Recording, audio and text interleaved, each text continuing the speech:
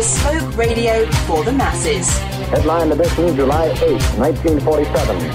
The Army Air Forces has announced that a flying disc has been found and is now in the possession of the Army. If the game is rigged, change the game. Game changer. I occasionally think how quickly our differences worldwide would vanish if we were facing an alien threat from outside this world. This is Fade to Black with your host, Jimmy Church, on the Game Changer Radio Network and KGRA, the Global Radio Alliance. I need your help to get to the year 1985. You're listening to Fade to Black with Jimmy Church on the Game Changer Network.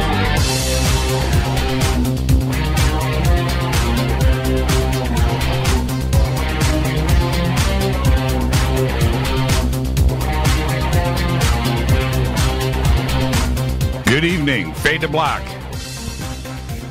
bespoke radio for the masses. Yeah, let's do this. Today's Tuesday, January 29th, 2019.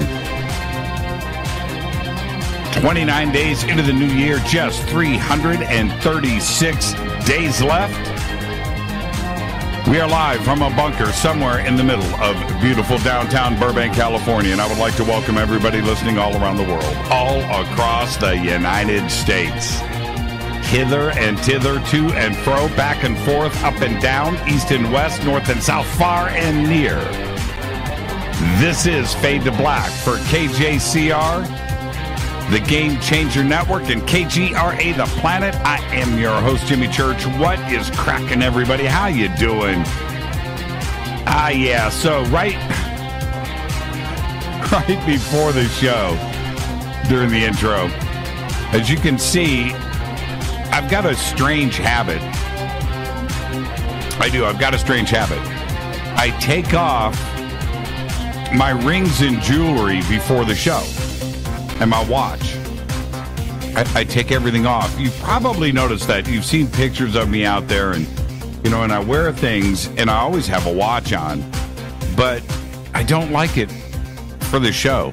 You know what? I don't like it indoors. It's kind of weird, right?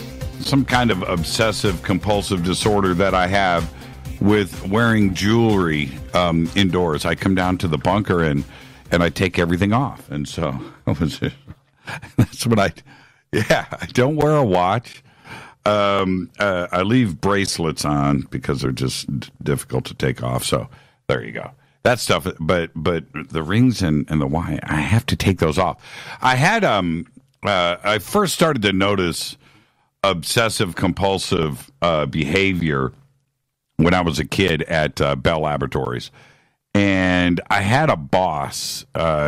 He was much older than me then, close to retirement, and that was 35, 40 years ago, 35 years ago, 1981, 82. His name was Chance, and Chance would walk around. Chance Schultz was his name, and pretty cool guy. Fired me, but nonetheless, up until that moment, I always thought he was a really cool guy. So anyway, but he would walk around the art room, our art group, and the drafting room, the big drafting room, and he would walk around, and he would not, as he walked past a drawing board, of which there were hundreds, and everybody with a drawing board had a desk and a server. He would walk by and he would knock. He couldn't help it. He would knock on all the desks and the drawing boards.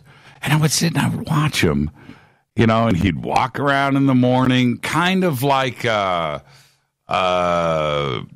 Office Space, right? Yeah. How you doing? Yeah. And, his coffee cup. He'd just walk around. Good morning. And he'd walk away and I was just like, dude, that is the trippiest thing. And he did it for years, that I was there. And it was my first exposure to that. And when you hear about somebody, having to things with doorknobs or their houses or the things that they would do before or after they would leave a room or walk through a door or whatever, wash hands, and they would do these things. Well, it's real because I watched this guy do it, and he couldn't help himself. I never got in that habit. I never did. And then I was watching True Detective last night after the show. Really good, by the way, this season. And I think it's like the AG, State Attorney General for the state that they are in, wherever it is. I think it's Arkansas. He gets up to leave the office, knocks on the desk. I was like, I immediately thought of Chance Schultz back at Bell Laboratories. Man, if anybody out there is listening that worked at Bell Labs and remembers Chance Schultz, you know exactly what I'm talking about. Shoot me an email. That's you never know who's out there listening. All right, I don't know how I got into that. Oh, yeah, the rings. So, yeah, that's my little obsessive-compulsive disorder thing that I do. I can't help it. Whenever I get home, right, rings, watch off in the tray, and then when I go to leave the house, I'll put stuff on and I leave. In fact, I don't even think I can drive a car without having a watch on. If I ever leave the house and I'll be going down the street and U-turn, I've got to go back. I cannot. No, I've got to go back. I've done it so much. What did you forget? Nothing. Rita knows exactly what I've got to go and put on, and then I can leave the house. So there you go. Exit the house, return, watches and rings go on and off. That's my thing. All right, where am I at? It's going to be a great show tonight because we have world musician, totally awoke individual, Poranguí. Poranguí is here. I cannot wait. It's Guy, okay? Poranguí is here. Very excited. He was with us last year because he was playing at Disclosure Fest. And we had him on the show for about a half an hour, played his music. And talking to him, it was such a dynamic, very brief conversation. And we knew that we had to get him back on the show. He's been out there doing his thing. Tonight is the first opportunity that we've had to get him on with us. So tonight he is here. Tomorrow night, Patrick Wood is back with us. He's got a new book out, The Hard Road to the New World Order. So we will be talking about technocracy. We're going to talk 5G. Oh, man. All of it. Connected cities. We're going to do all of that tomorrow night. Okay. It's going to be a great conversation with Patrick Wood. Thursday is another Fader night. Open lines all night long. Don't forget to follow us on all of our social media on Stellar, Twitter, Facebook, YouTube. It's all right there. I was over, more on this in just a bit. I was over on YouTube today because of some deep fake videos. And so I was over there poking around, went over to our YouTube channel briefly and noticed that we are approaching, it's not that there's fanfare here, but it was kind of shocking to me that we're about to hit 100,000 subscribers on YouTube. And every time something like that happens, I don't pay a whole lot of attention to it. But it just makes me wonder how we got here, right? We're closing in on 100,000. I think I think we'll be at 90,000 by the end of the show tonight, and then that's it. And then we'll hit that milestone of 100,000, and then it's no big deal until we get to 1 million, right? Okay, yeah, 100,000. So go and subscribe to our YouTube channel. Help us get to that number, and then we can forget about it for about 10 years. Okay, all right. Follow us on Twitter at JChurchRadio. Very simple. And hashtag F2B is the sandbox if you want to come out and hang out there. Also, we have 2 chat rooms. We have one over on Spreaker and one over at KGRA, The Planet. Any questions or comments during the show tonight? Any other night? Hashtag F2BQ. The 2 is the number 2. Hashtag F, the number 2, BQ. You can also email throughout the show, Jimmy@jimmychurchradio.com. All right, let's get to our breaking news. Very sad whenever I have to announce something like this. James Ingram, one of the biggest stars in R&B music in the 1980s and 90s, and a double Grammy winner, 2-time Oscar nominee, died today at the very young age of 66. He was believed to have been ill for some time now, and his last album, which was called Stand in the Light, with Quincy Jones as producer, was released all the way back in 2008, 10 years ago. Prior to that, he hadn't released an album since 1993. Yamo Be There, remember that? Michael McDonald, unbelievable. James Ingram, 66 years old. Also today, British PM Theresa May has been forced to reopen Brexit negotiations with Europe. May bowed to pressure from the UK lawmakers who demanded she renegotiate her hard-fought Brexit deal. In a sharp reversal of policy, the British Prime Minister agreed to return to Brussels and reopen Brexit talks, even though she had previously said the idea was a non-starter, and the EU has repeatedly insisted the deal is locked down. Reading through all of the responses today, both on the Brussels side, the EU side, and the British and the Parliament side, EU's like, no deal. You signed off on it. That is it. Unbelievable what is going on right now. And I don't understand a whole lot about European politics. I don't even think the Europeans do. Certainly British politics confuses me to no end. But I don't know why. But Britain leaving the EU, it doesn't feel right. I don't know. And I know it was voted on. I get it. 51% of the British people said, let's go. Well, it just feels strange to me. Feels strange. Maybe, does it? It has to happen, right? I don't even know. I'm so confused. I don't even know how you can renegotiate. She's been doing it for 2.5 years and gets the deal done with the EU. How do you renegotiate something in 3 weeks? Sounds impossible to me. Well, also, right now, extreme cold is absolutely torturing much of the United States, and it looks like Minnesota may see wind chills of minus 70 degrees. So everybody out there listening to me now, I know it's cold out there. Stay home, stay safe, and stay warm. Dozens of temperature and wind chill records are expected to occur from the Dakotas all the way to New York State. It's absolutely brutal. And before anybody goes or expects me to say, hey, man, what about global warming, man? Is it real? How do we, especially these last, 5 or 10 years, have been the coldest winters on record? I don't know. And I know about the evidence, and I know about this, and I realize that. One of the most polarizing things that you can get into now, you've always got racism, you've got sexism, you've got politics, you've got religion. You really want to pick a fight with somebody?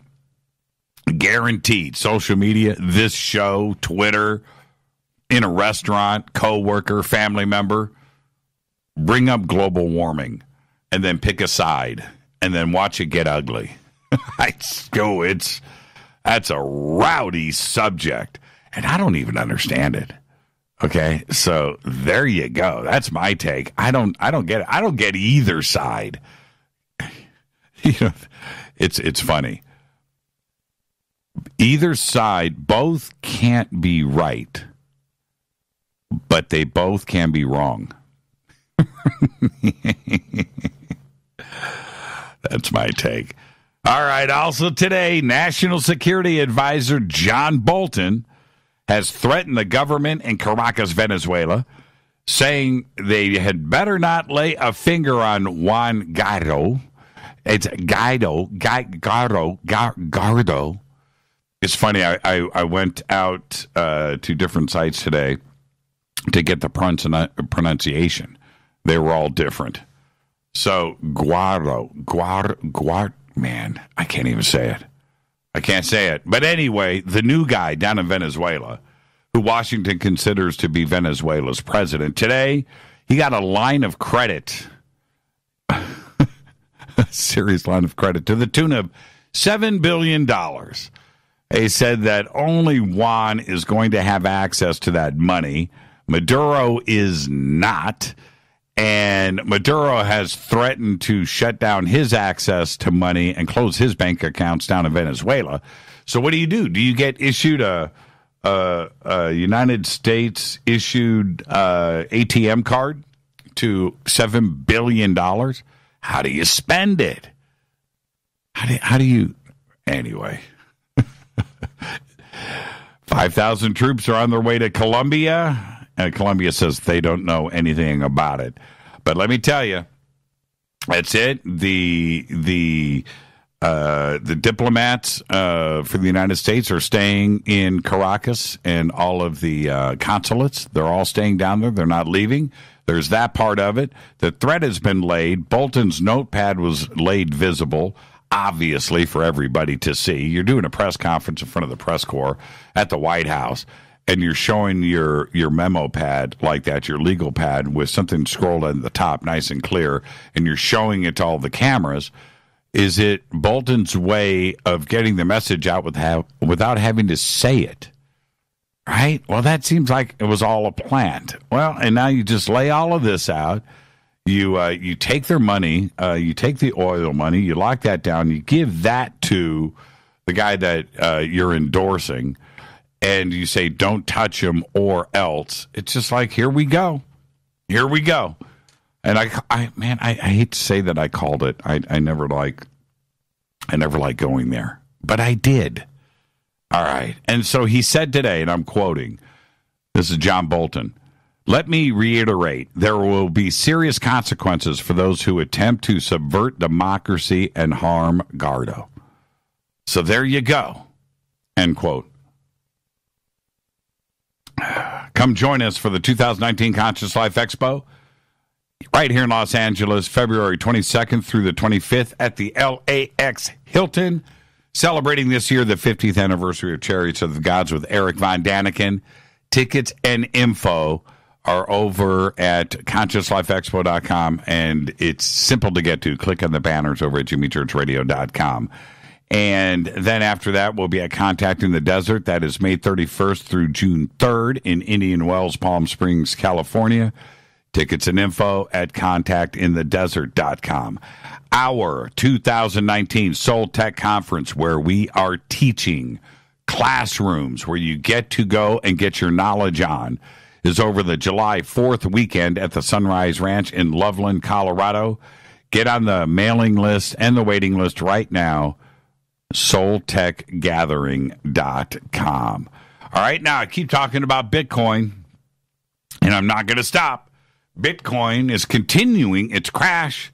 Today dipped into the 3,300s. I didn't check it out right before showtime, but it was still right there, 3,390, 3,380, 3,360. Yeah.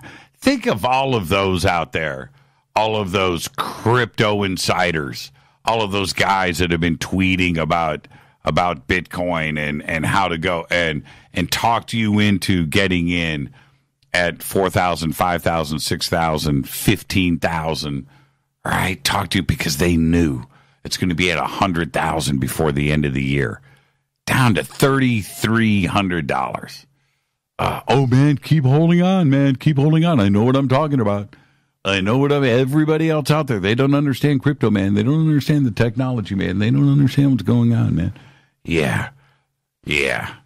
Man, if I would have jumped in, somebody talked me in at $6,000, $8,000, $18,000, and it's...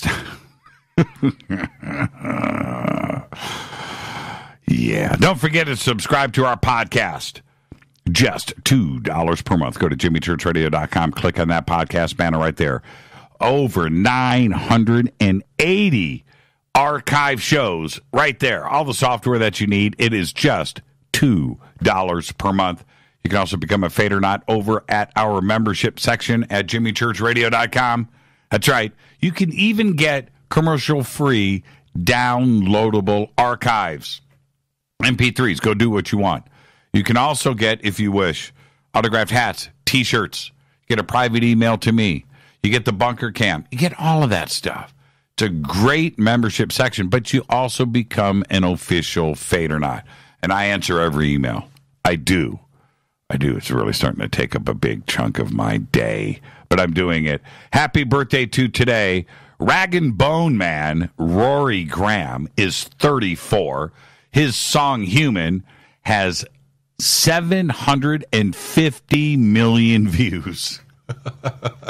1 out of 10 people on planet Earth have watched his video Human. 5.1 million likes. And the Gap Band's Charlie Wilson, lead singer for the Gap Band, today is 66. That's right. Sang that toe tapper, "You Dropped a Bomb on Me." On this day in history, OTD, 1996, France stops nuclear testing. That's right.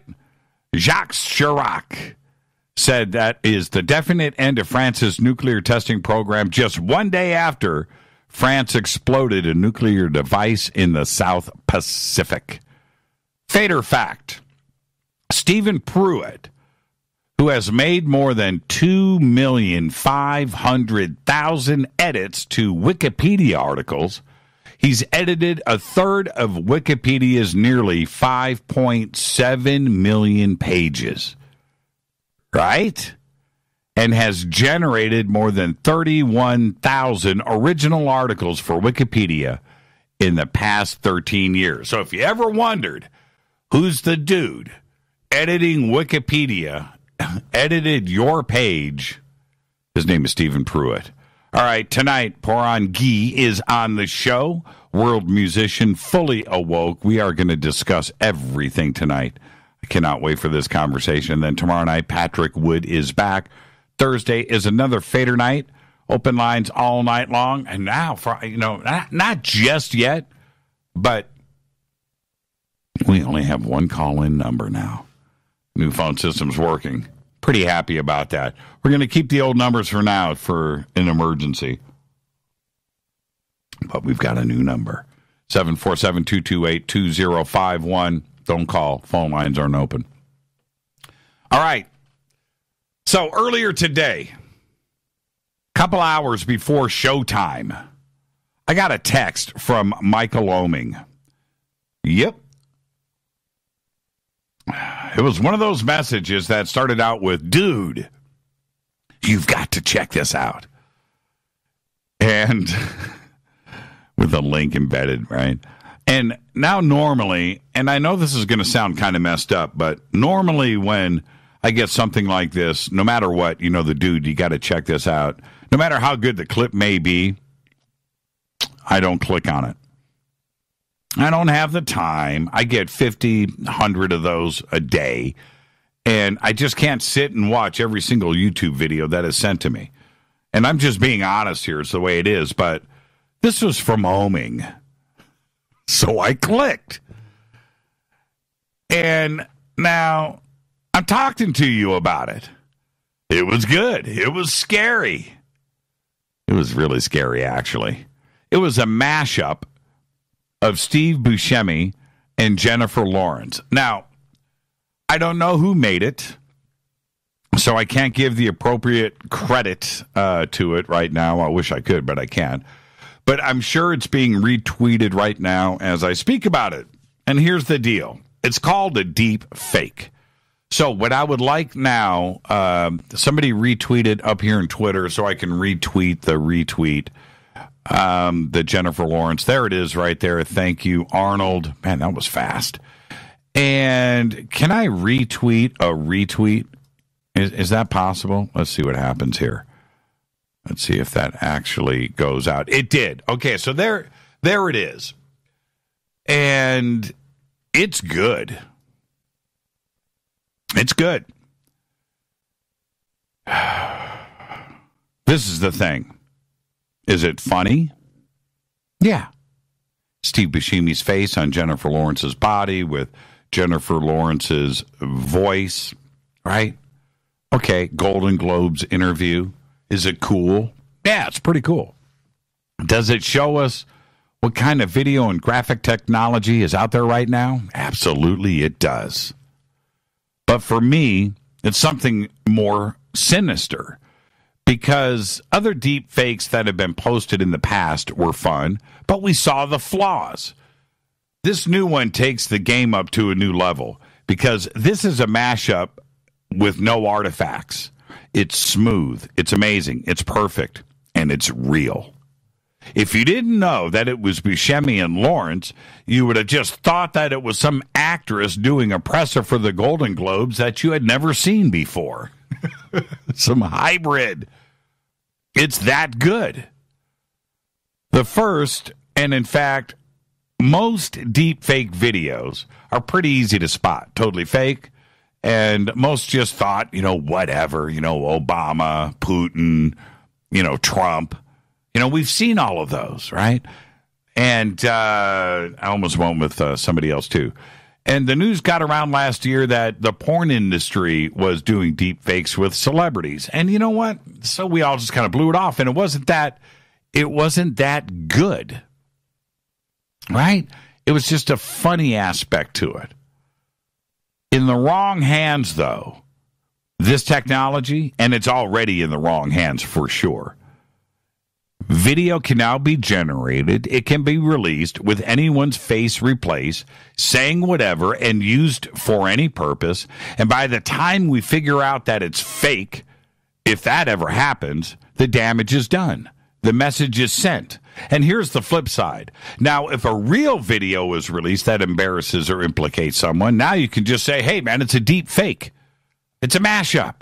That it's not real. So we got that issue. So by the time it's proven that it's real or proven that it's fake, it goes through the flow of the news cycle. And if you're lucky, we just move on to the next mashup and deep fake and scandal, right? And this is where I have a crazy thought. Just when you thought that the fake news being created by teenagers in Belarus was so last year, imagine those bored little kids now and what they can do with this kind of software. I don't think the Buscemi Lawrence mashup was created by industrial light and magic. It was probably done on a laptop in a living room with some spare time. And that, to me, is what is truly frightening. You got a video of some crime that was committed, right? And you got someone you don't like your landlord. Mash that baby up. Deep fake that raise of the rent. If you've got a message you want to spread during the next campaign season, call the team together. Get your video and your faces ready. Write your script. Render and watch the world freak out. And yes, it scares me. It scares me a lot. Think about it. Go and watch the Jennifer Lawrence, Steve Buscemi deep fake. It's good. It's really good. This is Fade to Black. I am your host, Jimmy Church. Tonight, Poranguí. World music singer, performer, artist, and fully awoke. So we're going to do it all tonight. We're going to talk about our world. We're going to talk about music. I got my Fender shirt on, right?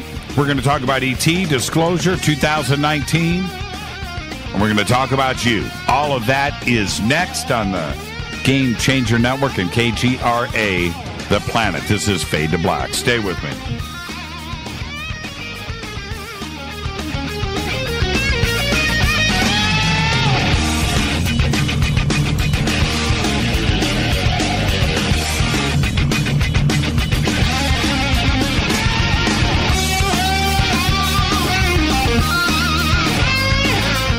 This is Nicole Church, daughter of you-know-who, and you're listening to Fade to Black on JimmyChurchRadio.com and the Game Changer Network. You're listening to Jimmy Church, Fade to Black. Fade to Black will now pause for alien identification. The station that talks the net. KGRA Radio. When you take the beans from Central America with dashes of Indonesian and African mixed in and then roast it to the dark side of Fade to Black, you create the ultimate brew of fringe. Introducing the Fade to Black blend from Rivermoon Coffee. Yes, Rivermoon's darkest customized roast was created for the love of Fade to Black. The alchemy of masterful roasting and smoking the beans is in every sip of this full-bodied, dark Java. I need my coffee dark, deep, with distinct bittersweet chocolate highlights, just like the bunker. Leaning further into the darkness of the roast is Fade to Black blend from Rivermoon Coffee. Just click on the banner at jimmychurchradio.com and use the promo code F2BBLEND for 15% off of your order today. Go Beckley Teppy. This is Jimmy Church of Fade to Black, and you can get our podcast for just $2 per month. All you have to do is click on the podcast banner over at jimmychurchradio.com. Hey folks, guess what the number one phrase that Life Change Tea receives by email? You ready? We love this tea. We love this tea. Time after time, week after week, we love this tea. Life Change Tea gives you more energy, a beautiful cleansing, and fulfills its slogan perfectly. The tea that makes you go. So if you want to be on your health game, log on to getthetea.com and order Life Change Super Strength Tea. Packages come in a 1-month supply, and when you brew this stuff, wait until you see the results. Aren't we all about the results? And with a lot of people's health struggling, we can use a little bit of help. Doctors will tell you disease starts in the gut. So log on to getthetea.com. That's getthetea.com. Be our next email saying, I love this tea. I love this tea. Get the tea at getthetea.com. Helping America one tea bag at a time. 9 out of 10 geneticists agree. Fade to Black is not your father's radio show on the Game Changer Radio Network and KGRA, the planet. Do you want to lose weight but have no idea where to begin? The Fast Start Diet, a 3-day weight loss plan, is the answer. 3 days of nutritionally balanced, calorie-restricted meals delivered right to your door. No shopping, no measuring, and no cooking. Everything is prepared for you and ready to eat at home or on the go. The Fast Start Diet has all the amazing benefits of intermittent fasting without starving. We've helped thousands of people who have struggled to reach their weight loss goals. Isn't it time we helped you?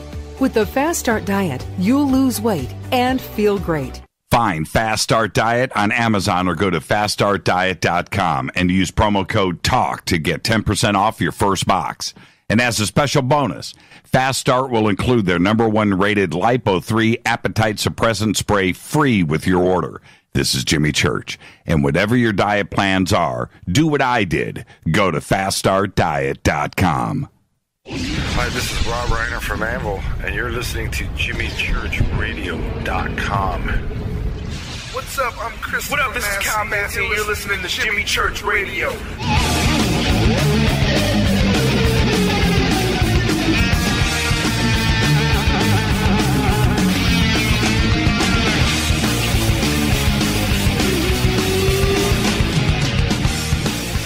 All right, welcome back. Fade to Black. I am your host, Jimmy Church, on the Game Changer Network and KGRA, the planet.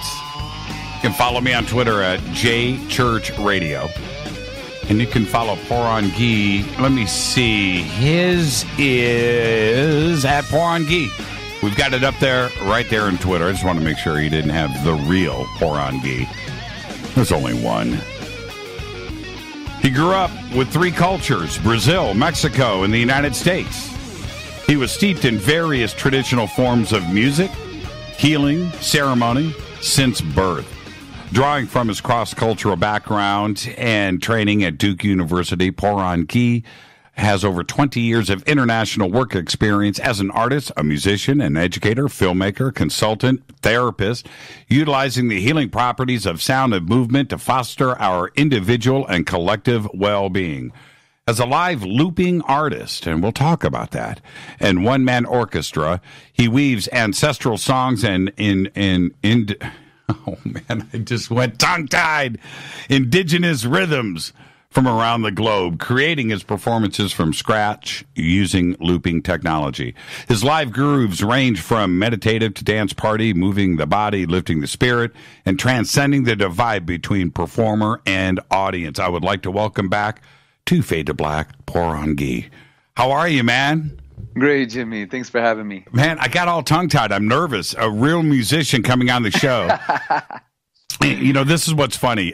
I'm sitting here wearing a Fender shirt, right? Everybody can see it on the video. I've got all these beautiful guitars behind me, and nice. I fake it. I fake it, man. It's all smoke and mirrors. I used to be a musician, but here's the thing, and this is where I'm going to start off with you. One of the things, I've produced many albums, I've written songs, I've done my thing with very successful artists, and the one thing that I still do today is when I listen to somebody that impresses me, I step back and I wonder what is going on in their head, where these beautiful melodies and these things that just transcend time, where they come from. And you, my friend, take it to a whole nother level. Very complex, very beautiful, very lush. And it doesn't matter if it's aggressive or it's soft, if it's world, if it's dance. Your stuff is very deep and layered and complex. Where does this come from? Is it easy? I'm always jealous of it because I can't do it, but you do. Is it easy for you to do this? Yeah. Is it easy? I guess in so much as I really look at it more from the perspective of, in so much as I'm able to get out of my own way and really allow it to move through me, rather than it being something that I'm generating, but rather something that's just flowing through me, then it's really easy. The moment I get in my head about it, or I think about it, or I'm like, oh, that was terrible, or that was great, or whatever, is the moment I get into my personality, my ego, and I really, it becomes difficult. Then I start thinking about, I get locked up. So for me, my real kind of the edge, if you will, and where I feel like the real magic happens is when I just really let go and just allow, I would say spirit, I would call it that myself, to move through me. And that inspirare, right? That ancient word, inspiration, where inspiration comes from, that inspire, the breath, right? The way that comes out of nothing, if you will, but it actually comes from another place, another dimension, you might say. And honestly, that's in that way, as long as I'm tapping into that source, it's infinite creativity and it's a river. And so I'm tuning into the muse. Music is this muse, this river that flows. I think we all tap into it in different ways. But for me, that's kind of been my secret, if you will. And actually, I try my best to teach and share that with others, because more than performing, honestly, for a big audience, one of the things that gets me the highest is watching people, just from an audience perspective, when I see somebody just who's never really tapped into music or has been locked up or had their voice shut down or whatever, to see them connect to that muse and activate themselves, man, that really lights it. That's what does it for me, honestly. I think you hit on to something, because even with my experience in recording a guitar solo or playing something live, or recording another artist, when we do the take and they come back and they go, how was that? Right? Because they don't remember it. And I'm just like stunned, right? Dude, and should we do it again? No. Right? That was the one. And it's because they go into the zone. They're not thinking about technical issues. They let spirit take over. And we hear these comments over and over again from musicians where they just go to that special place and they're not thinking, right? Right. Exactly. There's something else at work there. And I think that's the magic. And, some people call this, people who are in the meditation space or kind of looking, or even neurobiology space, talk about flow state. Right? How to get into this creative flow state, kind of like that time when things become timeless. those are moments when we get into flow state generally. And it could be doing anything, you know, anything from riding a surfboard to, you know what I mean, when you're playing music, obviously, or in our case, or when someone's even just writing, you know, writing in a journal or writing down some poetry. You get into that space where suddenly time goes away and you go into this other dimension, I'd say, you know. And when you're in that place, that's when magic can happen. I think that's really one of those unique redeeming qualities, if you will, of human beings. And I would venture to say probably other animals and beings have this ability, but we just can't perceive it, right? But it's a pretty incredible thing that I do feel it's a gift that we bring as humanity for all the things that we bring that aren't so great. I think that's one that we really, the more we can really bring that to the center focus of why we're here and what we offer to the world, you know, creative beauty and bringing beauty into the world as opposed to all the destruction. I think that's a key element. And it's kind of what I'm all about. That's what all my music's about, and kind of the message I really try to bring forth, you know? Years ago, and I'm going to go back to around 1990, okay? I don't even know if you were born, but let's go back to 1990. And in the music world, the studio and the recording world started to see things like MIDI take hold. Certain drum machines and the Linn drum started to come in. The MPC 1000 and 3000 from Akai came in, and these samplers. But what it also introduced, it was one thing to replace drums or samples or strings and things like that. But what it brought into was a whole nother artistic freedom and creativity and it wasn't going to take long before musicians and creative people started to figure this out and turn it into a new musical genre. And now today, looping is out there, and some of the most creative stuff goes on with looping. But most of this audience doesn't know what you and I are talking about. So what is for you? What is looping? Great question. So what is looping?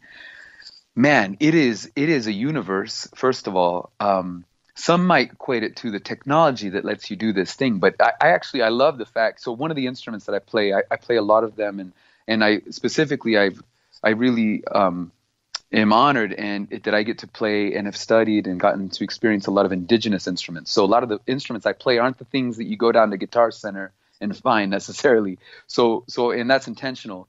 So one of the main instruments I really has been a dear ally to me is the didgeridoo, which the Aboriginal people of Australia have played. And it's arguably the second oldest instrument that we know to humanity after the voice. So it's a really ancient instrument. It's just a tube, basically, for all intensive purposes. You can find them, but traditionally, the Aboriginal people would make them, or they actually wouldn't make them. They'd find them made by termites out of eucalyptus. So termites, they'd find eucalyptus that'd been hollowed out by these termites, and they would actually come upon it on their walkabout. They would find one that was hollow just the right way. They'd break it, clean off the mouth, and they'd play it there in ceremony. And in their creation story, they say that Creator, their creator, or version of Creator, made all of the universe, all the animals, all the beings out of a didgeridoo. It was out of that vibration, that primordial sound. And so what's really cool about this instrument is that it requires the person playing it and enables them to do something known as circular breathing, or I like to call spiral breathing, because it moves through time. Right. And this technique, if you sit down and check it out, it's the original looper, right? They were able to create this drone sound, this ongoing sound, almost like this infinite breath. So I want the audience to understand, you are pushing air out through the didgeridoo and breathing in through your nose, filling your lungs back up, and while the reservoir is in your mouth, pushing the air out. Very difficult technique to master. Yeah. But if you do it right and you can stay awake, you could play a note for 24 hours.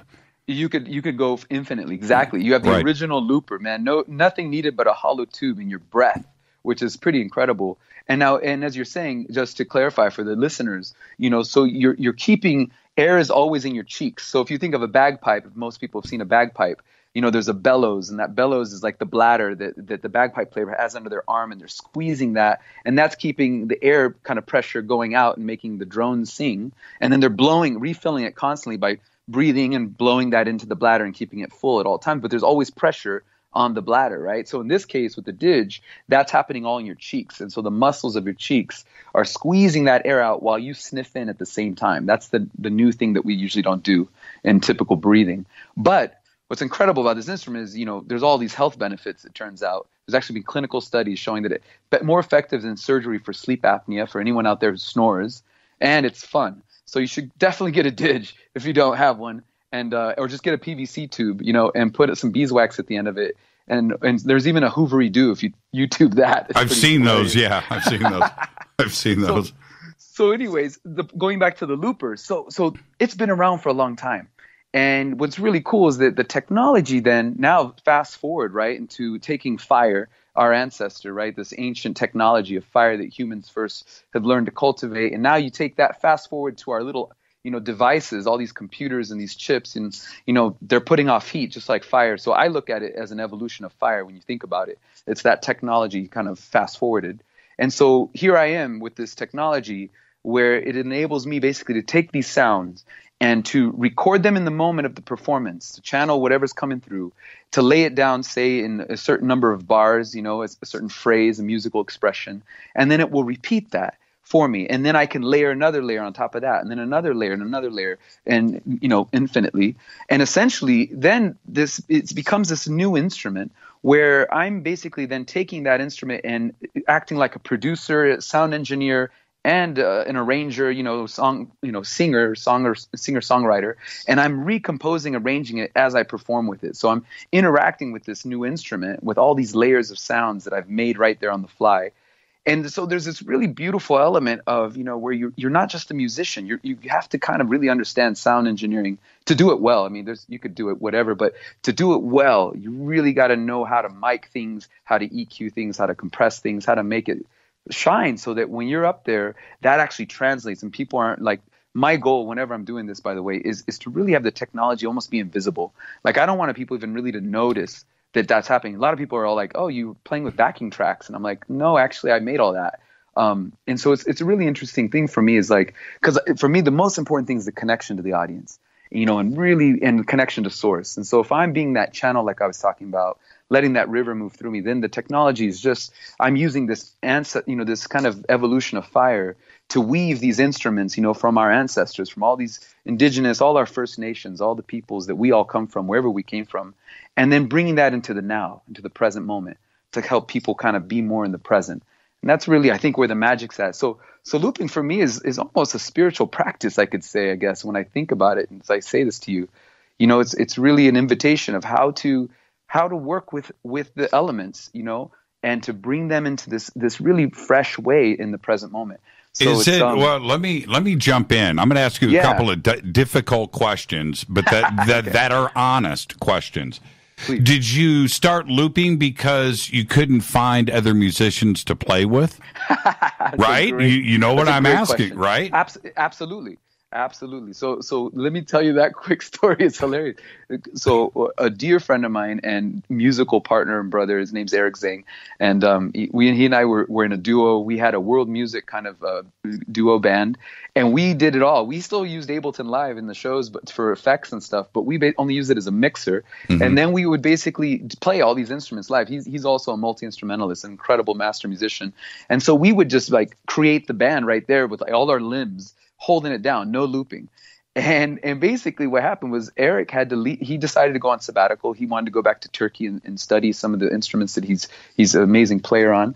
And so he had to leave. And so he left and kind of, I was there kind of at this, like, okay, what do I do now? And sure enough, I get this call for this gig, and it's this big gig down at Desert Botanical Gardens in Phoenix, and pays really well. And it's a major gig, like 21 nights in a row. Right. And I was like, oh, man, I got to do this gig. And they're like, yeah, we want to book you. Can you do this? And I'm like, well, let me see who I can book, who I can get to do it with me. And they're like, oh, no. We just want you. And I was like, you just want me to do it? And they're like, yeah. And so I literally had to think about how am I going to play for 21 nights in a row, 4 hours a night 2,000 people walking through this gardens, right, and keep my vocal cords alive, and like, you know, through the winter, right, December, and I'm like, what am I gonna do? You know, so then literally I was like, I gotta figure out this looping thing. It's the only thing I thought. So I literally took the credit card, went down, bought the, you know. What did you buy? What do you use? Well, the first pedal I got for a looper, I looked everywhere, high and low, but the most robust pedal to date that I found that is of build quality, you know, decent sound, not great sound, is the Boss RC300. Yep. It's a three, you know, it has 3 loopers basically built into one, and a basic little like mixer interface, but it's very simple, and it kind of just does what it does, and it does it, you know, well, mostly reliable. I've definitely pushed its limits. And I'm actually actively right now as we speak, like tonight before I got on this call, Eric's here and we're actually working on my new rig, which is going to be using Ableton Live. It's a whole other story we can get into if you like, but I'm working on a prototype with this other guy who's designing a new MIDI controller that can control Ableton just like hardware. So it's kind of revolutionary. With no delays. With no delay. It's amazing. See, now, okay, so for the audience, let me simplify this a little bit, which is this. So what Poranguí does is he'll play some music. He'll hit a record button. It'll be, I'm assuming it's a foot switch. He hits that. It starts to record. He gets to the end of the cycle or bar or the measure. He'll hit the button and stop recording, and then it'll start playing over, and that plays in a loop. Every time it gets to the end, it starts over. Then he is able to go to the next section, play a different instrument or the same instrument, play and accompany that which he just recorded, hit the foot switch again, start recording over that, and get to the end, stop recording, switch an instrument. Now you're hearing 2 of him playing against each other, and then he can move on and then continue the layer. And so you have a complete band in the end.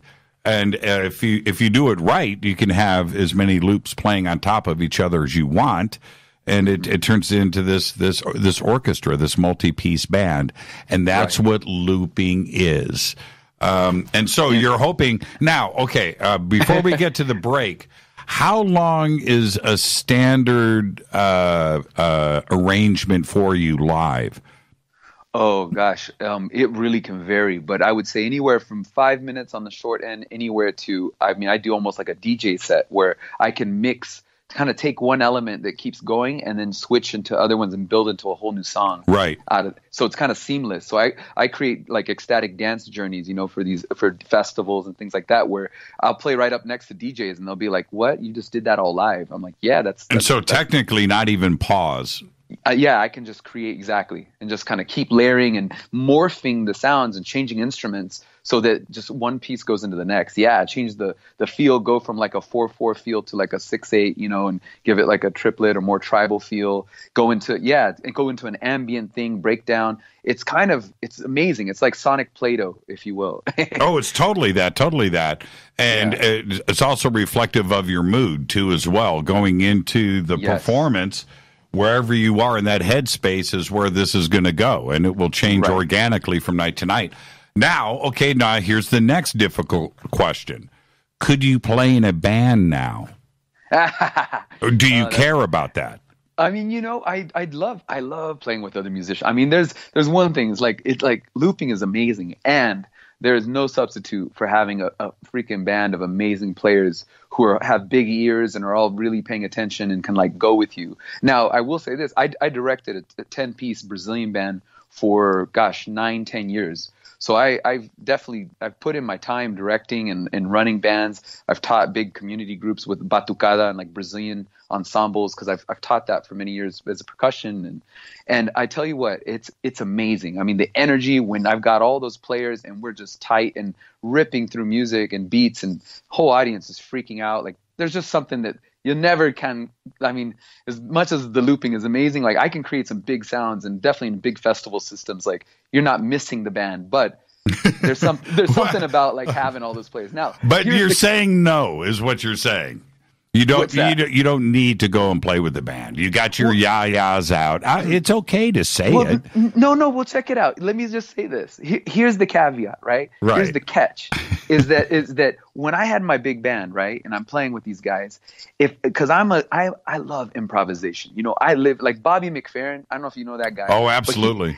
Yeah, so Bobby's a huge mentor of mine and a friend, and you know I've gotten to go and study with him actually, and he's like, I'm all about improvisation. He's been a real inspiration for that for me, and so like I hate to do things that I do every night. Like I don't want to repeat stuff, man. It's like for me that's dead, and so you got to understand. So I used to rehearse this band, right, and everyone knew all these pieces and all these licks and all the breaks and stuff, but then I'd get on stage and I'd surprise everybody, and they'd all be like, "Oh crap, you know, Porangui's gonna, you know, he's good doing that thing."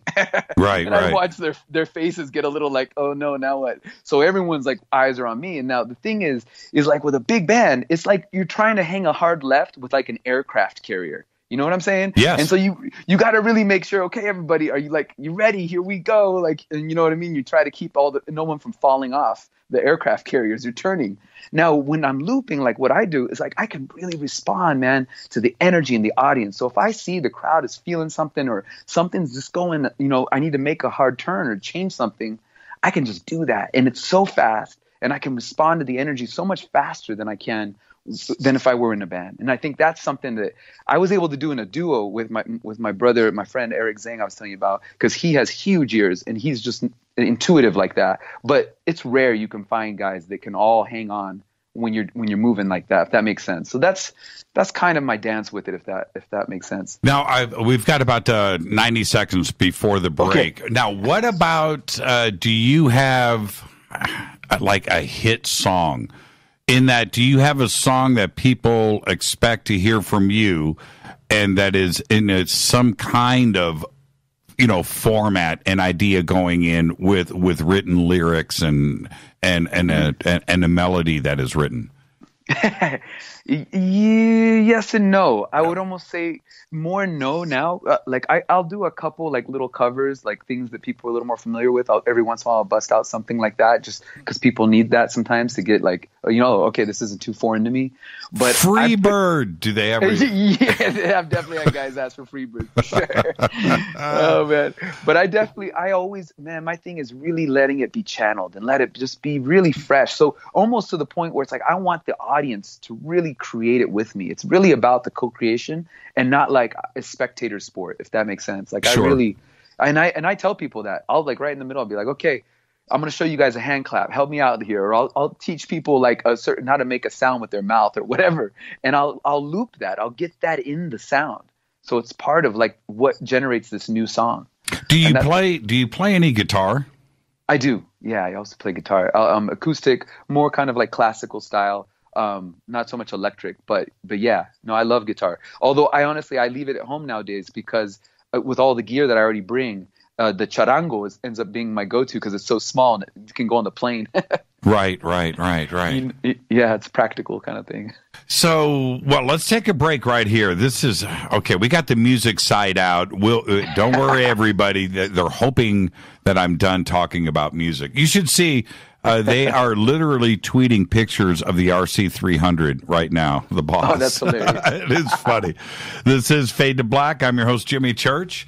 Our guest tonight, Poranguí, and we are talking music, but we're going to talk about ET. We're going to talk about contact. We're going to talk about disclosure. We're going to talk about what it's like to be woke in 2019, like he is, and how all of us can affect change on this planet. It's going to be a great conversation tonight. Stay right there. I'll be right back after this short break. Stay with us.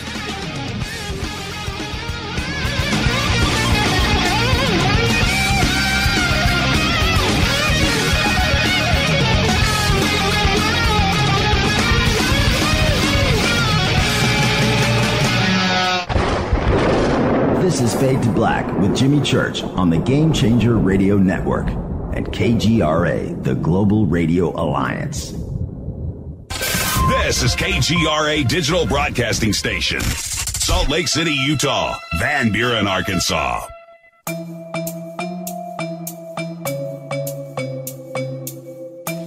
Come join us for the 2019 Conscious Life Expo in Los Angeles at the LAX Hilton.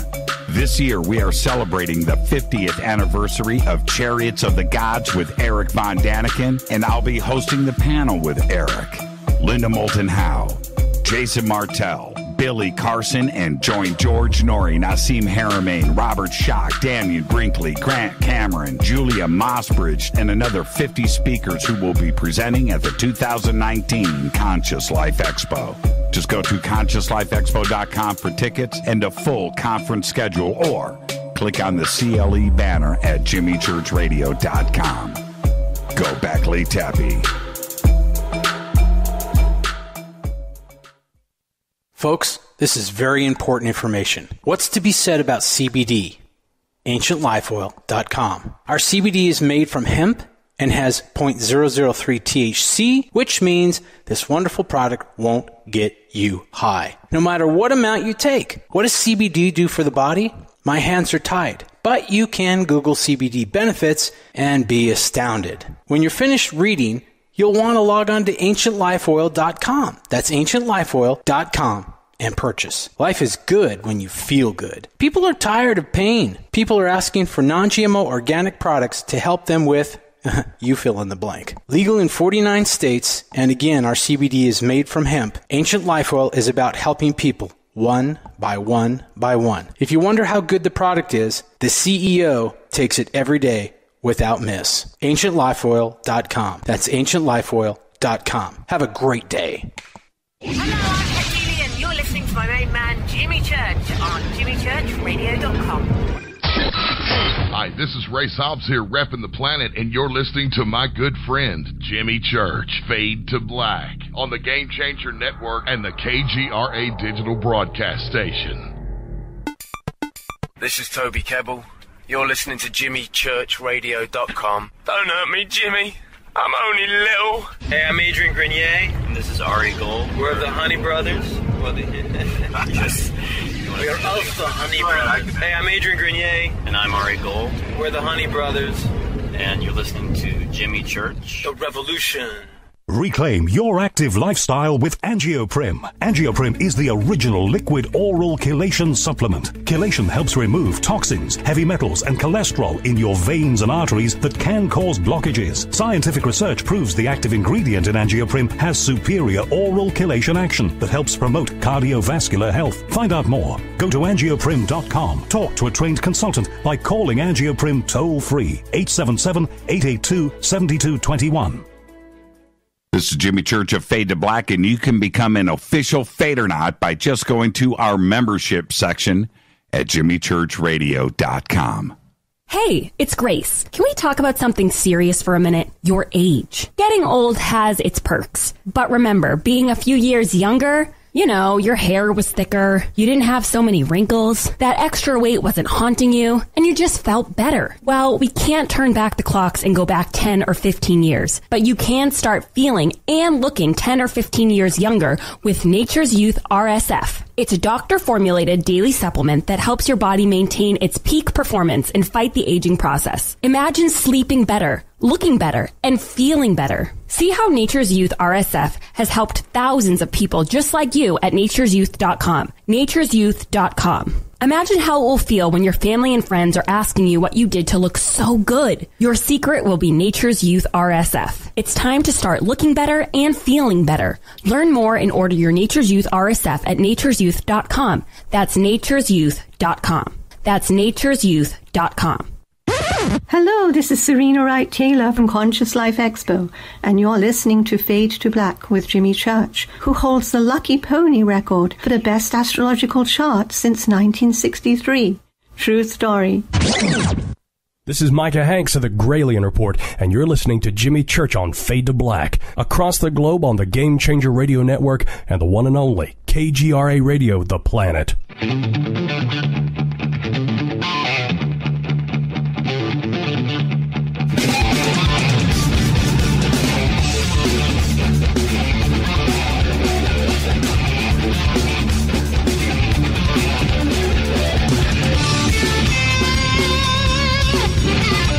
All right, welcome back, Fade to Black. I am your host, Jimmy Church. I guess tonight, Poranguí. World musician, Awoke. We've got a lot to talk about tonight. I do want to say that in my little opening rant tonight, or at the top of the show, I mentioned my boss at Bell Labs, Chance Schultz. And you never know who's listening to the show. And I got an email from Diane, and she sent me his obituary. And there it is right there. Chance lived to the age of 83, passed away in 2013.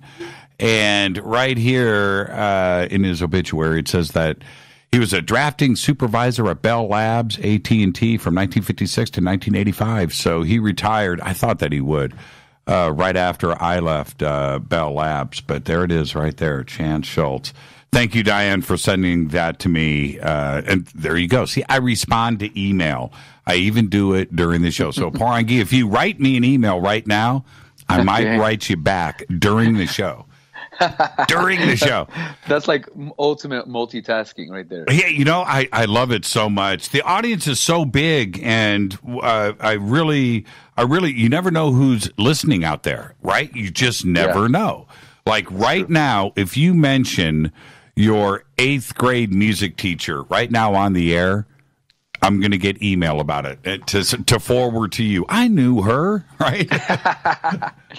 You know, well, you know, you were saying people were already messaging about the RC300. Let me tell you guys, you should look up this guy. Look up Data Looper, DATA Looper. That's the prototype that I'm working on. He just did an Indiegogo that was super successful, and he's making these pedals now that can control Ableton like a hardware looper. It's revolutionary. So that's the cutting edge, basically. So if anyone wants to see something that's really badass, I really recommend you check that out. Yeah, the whole trick is, and I actually got out of. Okay, so let me explain something. There's a thing that goes on that we mentioned earlier. It's called delay, and the delay that Poranguí and I are talking about is the delay of a reaction from when you hit a switch or turn something on and off. With musical gear and then going back through a computer, it's not instantaneous, right? It's not. There's a delay that happens there, and we've been fighting that stupid delay no matter what in the music industry for a very long time, trying to overcome it.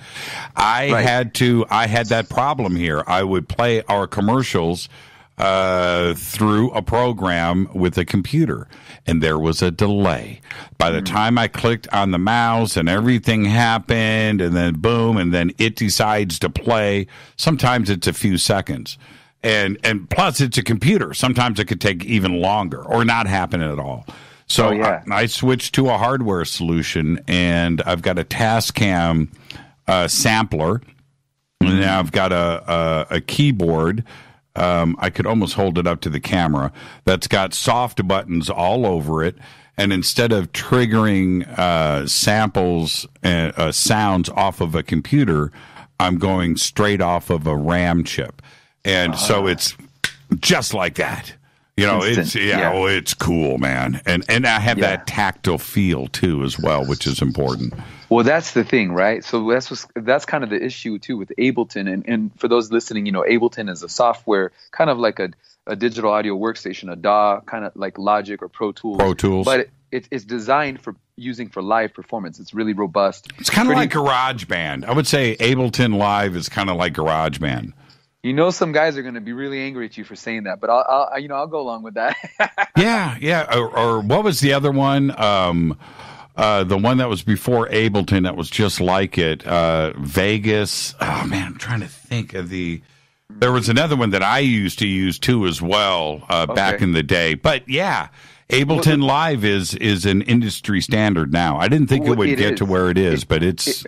Oh man, it's evolved, you know, and so now this is the thing: is that it's like Lego. Think of Legos, right? Everyone knows Legos. So imagine Legos for performing and sound engineering. Like it gives you all the blocks, the individual little like blocks of devices and things that can control and do anything to sound.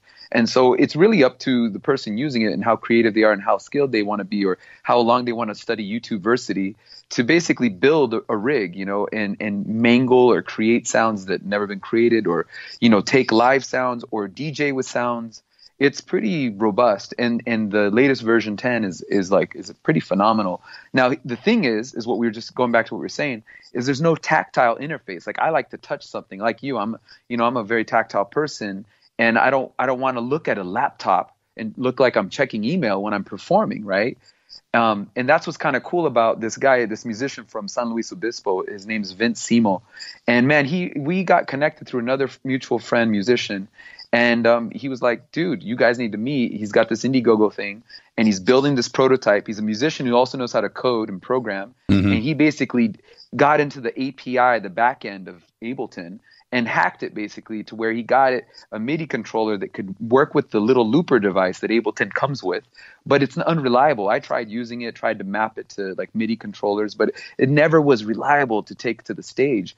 And so he hacked it and got it to where it's actually the latency is low, the delay, aka latency, is down to where it's almost imperceptible, and that it actually does what you think it's going to do, almost like hardware. Because that's what I like about the hardware pedal, right? Like the RC is, it just does the one thing and it does it well.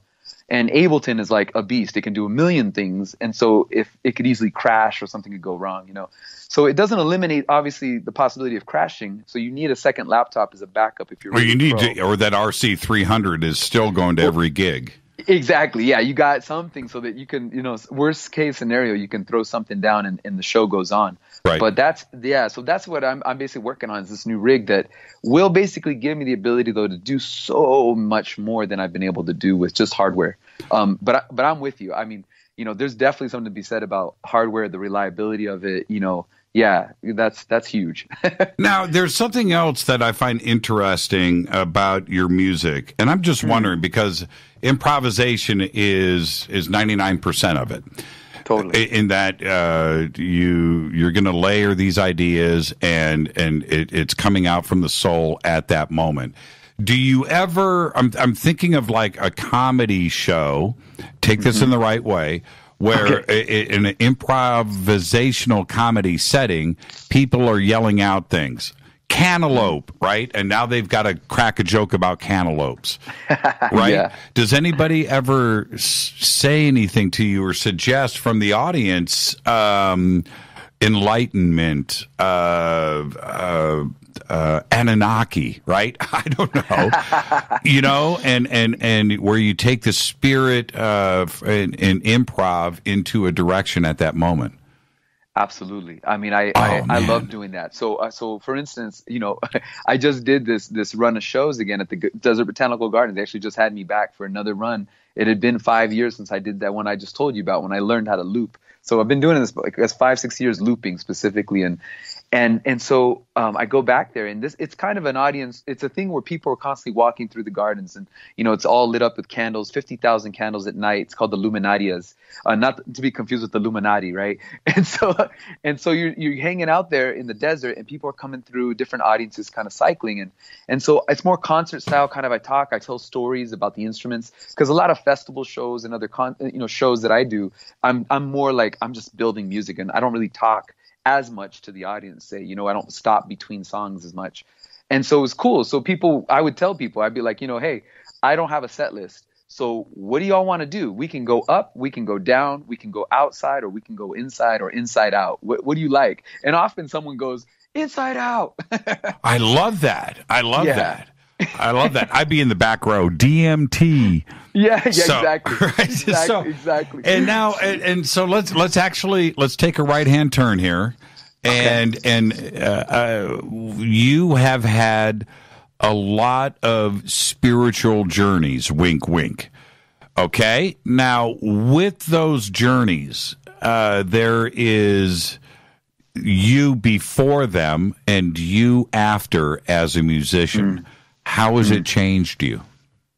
Well, that's a really interesting question. So how has it changed me? I mean, gosh, in so many ways. I guess there's, from the time I was very little, I was already around ceremony from really early on. Gosh, I mean, I sat up in my first temazcal, which is a purification ceremony, when I was about 7 years old. And, just kind of being in that kind of closed, dark environment and exposed to, the elements in a very extreme way. and just not being claustrophobic, not being able to be claustrophobic. You could be claustrophobic, but no one's really paying attention to you in that way. But taking myself into those really deep places, and I would say they've always shown me, and when I say they, I'm referring to the spirit realm, to the guides, if you will. Maybe some people call them angels. Maybe some people call them, helper spirits, or ascended masters. Whoever you want to talk to. I think there's a lot of ways to talk about these things. But for me, they've been ancestors and guides who come to me, and they've shown themselves. And a lot of them, there's different ones, and different ones that have had different. Several of them are musicians, in fact. And some of them come from Africa, some of them come from South America, and they play through me. There's a level of that I witnessed, and I started to tap into early on when I was learning how to play ceremonial drumming for ceremony. And so the thing I was learning, especially in those contexts when we drum for ceremony, one of those contexts was in the Umbandaime church in Brazil. And in that tradition, which it kind of has its roots all the way back to Candomblé, all the way back to Ifa. Now we're talking West Africa, right. Where a lot of the slaves came from. And it's been mapped into Christianity, Catholicism. So you have this really interesting syncretic meshing happening there. So saints are mapped to it, kind of so certain saints will represent certain orishas, which is like their gods and goddesses, that represent different elements. And so it's a spiritual tradition. So it's very much about divination, about being able to see into the future and be able to communicate with spirits, being able to predict what's going to come, being able to enter into a trance state and even possession, which that kind of can scare people here up in the north, but it's something that's been around in various traditions since recorded history, right? Well, let me ask you this. You just said from a very young age. Take me back to that point. You weren't participating in the ceremony. You were the drumming guy, right? How old were you? It depends. There's a lot of stories here. There's a lot of levels to it. So when I was my first kind of drumming and ceremony happened in my during my teens. Okay. Where I was allowed to then actually play officially, if you will. But I was already participating and being in the ceremonies when I was even younger than that, as I was talking about, with the Temazcal. Temazcal is, for those who don't know, it's similar to the Inipi ceremony that the Lakota have up here in the north, or the Sioux tribes, which was like a sweat lodge. And so in that ceremony, for those who are listening, it's a very simple ceremony in that it's about using just the elements. You're not working with any type of psychotropic, plants or entheogenic plants like that. You're actually activating those molecules within yourself. So you're releasing DMT within yourself by going into a state where you're sweating, kind of like you would in a sauna, but very different in that you're working directly with the elements. You've fast, your body's already in a water fast. You're already kind of under stress. And so as a result, when you go into those rounds with the song and the drum, you're kind of taken into this visionary space, and you're in total darkness, and all you see is the glowing of the rocks and stones, right, that are brought in from the fire. Yeah, see, I don't want anybody to imagine you at the age of 13 with psychedelic drugs and a drum. That's not what, right? That's not what we're talking about here. Yeah, well, just to be clear. Just to be clear. So, but then later on with the drumming, like I was saying, in the Umbandaime church, for instance, they work with daime. And so in that context, they will also layer in a daime. Daime, for those who don't know, is in Brazil is fully, recognized and respected by the government. It's not an illegal substance, but it is a plant that it's similar to what people know in Peru and in kind of that part of South America as ayahuasca, which is actually two different plants, that are the two main plant constituents that make up this brew, an MAO inhibitor combined with another plant that also has high levels of DMT, with another plant that works with that together, basically to take you, activate you into a visionary state, also to heal the body, to heal you from cancer, from numerous things. I mean, it's pretty amazing. It can heal depression, PTSD. There's all these new studies coming out. So that's kind of just to kind of draw the parallel. So for instance, in that context, they might work with that medicine in addition to just the music and the dance, which already is the medicine, if you get what I'm saying. So that's the main thing, though. In these trance traditions, they don't historically always work with necessarily an entheogenic, substance, plant, or plants or other helpers, but just working with just the rhythms. And this is kind of what I wanted to point out is, for me, learning early on is, as a drummer, the drummers we're given a very special blessing, and they do it a kind of a ritual where they close our head, which basically means we can't receive a spirit, so we don't get possessed. Our job there is to hold it down.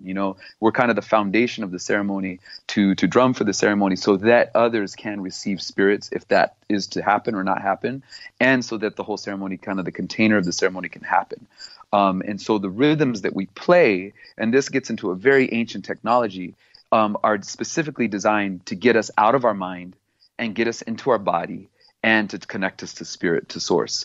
And that's very intentional, and it's a very important thing because it's a way to pray. It's a way to open this portal, and when it's done right and the right people are holding that space, you don't open a portal and let beings that we don't want to let in. You're bringing in good beings, if you will, so that good healing can happen. And there's usually a focus of this. It's not like we just want to, pop this, this dimensional portal open and bring in all kinds of really, kind of a dangerous thing, if you will. It's done really intentionally, usually for a healing, usually for some specific rites, maybe a rites of passage, maybe it's being done because of, people are being joined, or there's various things, maybe we're focusing on some kind of specific thing that wants to be done, if you will, for the ceremony.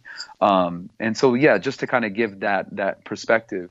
And so the drumming and the drummers are kind of essential. We're like the motor of this thing. And of course the singers, which could also be the drummers or could be other people. So that's kind of like, just to give you like an orientation of that. But yeah, from early on, that's been part of the tradition, that I come out of and has informed me. So going back to your first question of, did this change me musically? Absolutely. I think whenever I perform, whether that is in a concert hall or performing arts center, or if it's at a festival, or if it's just at a ceremony, it's done. I do so with utmost respect and reverence for all beings, both seen and unseen, and I do so always but really tuning into what is happening, what's the energy here. Like if I'm in a festival where everyone's really wasted, you know what I mean, or really high, or everyone's, whatever it is, my job, I always feel, is I'm master of ceremonies here. My job is to tune in to what needs to happen right here. Like, is there kind of a vampiric energy going on here? Right. Is this like, Bud Light is sponsoring this and it's just like another way to like suck energy out of people? Yep. Or is this about really like, what needs to happen here? So I'll shift my set, my music, my sound to really shape shift and meet people so that I can try to create a cohesive field and really try to support, like like you read about my bio, it's about supporting the well-being of all beings, for the greatest good of all humans and all beings, not just humans, two-leggeds, but all creatures. Because, man, I feel like that's so important. So much music has really turned into kind of I hate to say the word, but kind of a prostitution. It's kind of like, it's entertainment to kind of distract you while this other thing is going on behind the scenes, which, you've been in the entertainment business, it's about selling alcohol, or it's about, other things. Well, and people go there to entertain themselves too with different illicit materials. And you're absolutely right, where there is a lot of open minds and consciousnesses that are running around that are also vulnerable. And when that door is open, the energy could be focused in a very bad, unpositive way. Totally. You are able to lasso it and rope it and bring it back in and get it back into, the masses that are there, focused and into another direction, one of enlightenment. That's really the intention. Always. It's like, that's kind of my guiding light, if you will, like where we need to go right now. Do I need to make this, like, do I need to lighten the energy? Do I need to take us a little layer deeper? And just kind of really reading the audience. So it's really about that connection. That's why I was saying, like, it's, the technology is, I want that to be invisible. It's just enabling me, basically empowering me to be able to use these tools to move that energy in a massive way. You know, are you ever tempted to take everybody into a 3-day nightmare with lightning bolts? You know, because you could, right? I mean, yeah, you know, there's a lot of power that can be wielded. A lot of power. But you gotta be. There's a lot of responsibility. You know, I feel a lot of responsibility with it. So no, I don't go there unless, you know, every once in a while, when like, you know, the one times when I'm like, all right, I need to do something radical here, is when people are like really like treating like background music, if you know what I mean. Sure. When people are just like ignoring what's going on here and they're just totally oblivious. Like unfortunately I've had to stoop down and play my fair share of corporate shows, right? Yep. And that's the target audience, man, where it's like, okay, these guys are so dense and just so not tuned in. They're just worried about, you know, how to impress the person sitting next to them or whatever. And that's, you know, I kind of love that kind of challenge. You know, it's like, all right, I'll show them. Yeah. You know, and it's not so much like, it's like, how can I get these guys to like actually, you know, tune in a little notch deeper? Because I get something, you know, I learned this early on. I went to school with the Jesuits. I went to a Jesuit high school when I first came, you know, when I was here in the United States, first came here in Arizona, and I learned something from the Jesuits. The Jesuits knew, and this is something that is really curious about them, whether you're Catholic, Christian or not, is that the Jesuits, if you look historically where they were around the planet, they're very strategic, man. They knew that if they could influence the influencers, if they could be close to the wealthiest and most powerful people on the planet, that they could actually change things. They could affect and impact things. And so they would do that. They were always the advisors to like whoever was in power, right? And they were also the first ones on the scene, the first ones to come over and to start to translate the languages of the indigenous people, you know, in South America, in the first colonies. They were the first ones in China, the first ones to do this. So really strategic. And so I learned from the Jesuits that if I want to be able to impact the world on all levels, I've got to also be able to reach these people. And so for me, when I'm playing in those kind of settings, it's like, okay, how can I activate them? So then what do? I bust out a didgeridoo. And then I don't just bust out a didgeridoo, but I get off the stage. I'll walk off the stage right out into the audience with my wireless on there and just blast them open, man. And people, they don't know what to do. They kind of like, some people freak out. They're like, wait, he's not staying in the little box that we put him in. And you know, so for me, I love breaking the barrier of that audience, you know, perspective, you know, a stage, invisible kind of like line that you're not supposed to cross. That's my favorite line to break and make people really freak out. Well, you know, there's something else here too. Oh, somebody I remembered now, the original looping software was Acid. Oh, right. You remember Acid? I do, on the PC, yeah. Yeah. Acid, which was bought by Sony, and then Ableton was running at the same time, and competitive. Right. But it was Acid that got me into looping. Acid, everybody, is the name of the program, the name of the software. Can they quote you on that? And this is the other thing that I've respected, not only about you, but those that are able to play the non-traditional instruments and the tribal instruments and percussive and whatever it may be, it's some of the most difficult, but difficult to learn and to master. And plus, you got to find them. You know, right. There's that part, but it's the most difficult to play. And you've always got some doofus in the audience that is like, oh man, you know, I can do that. Well, you know what? You can't. It is the polyrhythms that are going on, the technique, the years of practice, and to attempt to master these instruments is very, very difficult, and it's not easy to do. It's one of the. Do you have to go out and visit different countries and get to the original players of these indigenous instruments to learn the craft? Absolutely. I mean, that's kind of part of it for me, actually, that I think is an important piece is connecting to where the instruments come from and the people and the stories right? And the kind of like where, like knowing the creation myth of the didge, knowing like these nuances about these instruments, it really informs the music, because I feel like part of what happens a lot of times, and it's kind of an interesting thing, music, cultural appropriation is kind of a buzzword, right? It's a big deal right now, and you see it happen all the time. And in music, it happens the most probably, and it's probably the most accepted, because music by its nature is a conversation, right? People have been influencing each other and trading sounds and ideas, musical ideas, since before recorded history. So right. I feel like it's kind of the most accepted. And saying that, it's very important to not just like okie dokie it, because look at like a great example, right? Deep Forest, right? Nobody knew those guys. They took samples of the Pygmies and made millions of dollars on those records. And the Pygmies never saw any of that money, right? And now there you have an example where they sampled it. They recorded their actual voices. Now you have examples, of course, if they played an instrument that the Pygmies played, but they were playing it and they recorded it, then it's not as big a deal. But do you know what I'm saying? There's kind of a political piece there that's really important to note. And so for me, I really find it key. And whenever I can engage my audience with and kind of talk about the history and the story behind it, or if I do that, off of stage, I really love doing that, because I feel it's really important to share why this instrument exists, why this tradition exists, why is it that it makes you feel this way? Like, why is it when you play a didge, just to use that example again, you feel something energetically shift. And I don't care who you are. I mean, you see it, even in animals can detect it, dogs and cats, like they feel it. There's an energetic shift in that vibration that's moving something.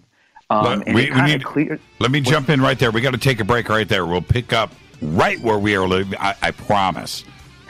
We'll go right back to Didgeridoo after this short break. Our guest tonight, Poranguí. I am your host, Jimmy Church. This is Fade to Black. Stay with us.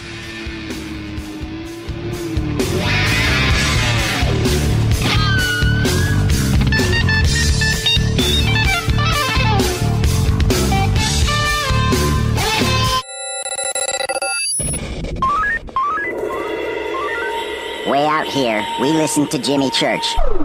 You're listening to Fade to Black. Always on the edge of the hottest alternative talk. Jimmy Church with Fade to Black. KGRARadio.com. ¿Qué tal, mis amigos? Yo soy Mario Carson, el tiburón, y los invito para que escuchen a mi buen amigo Jimmy Church Radio. ¡Claro que sí!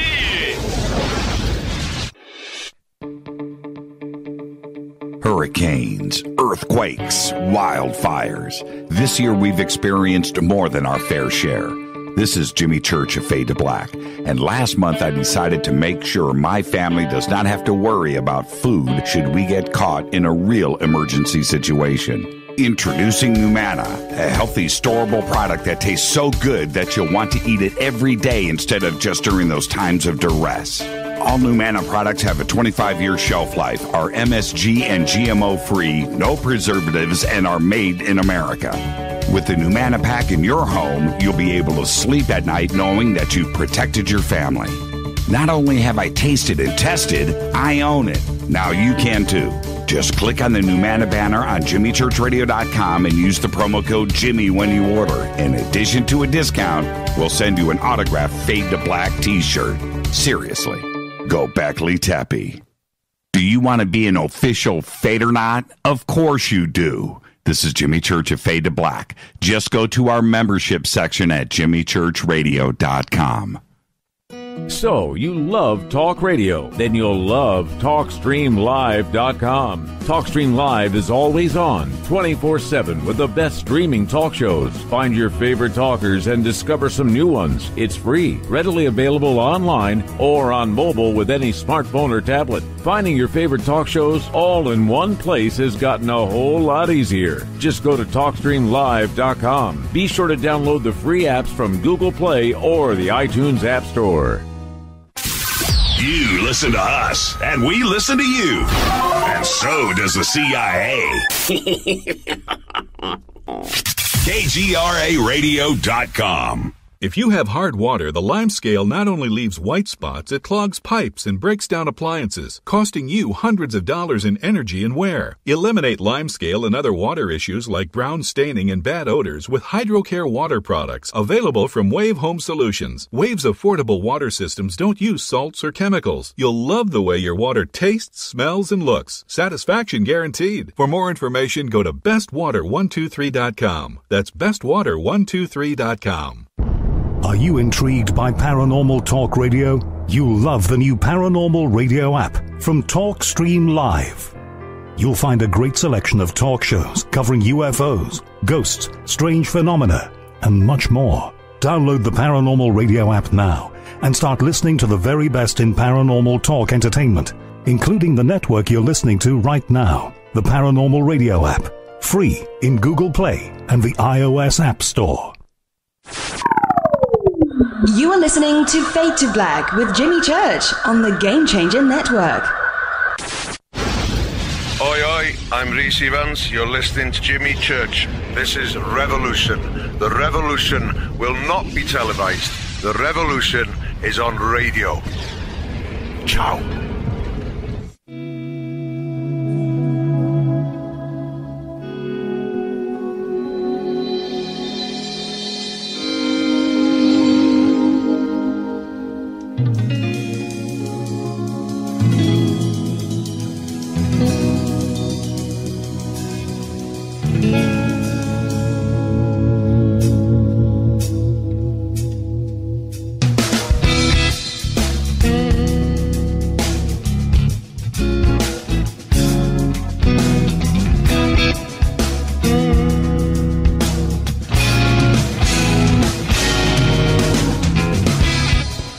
Welcome back, Fade to Black. I am your host, Jimmy Church.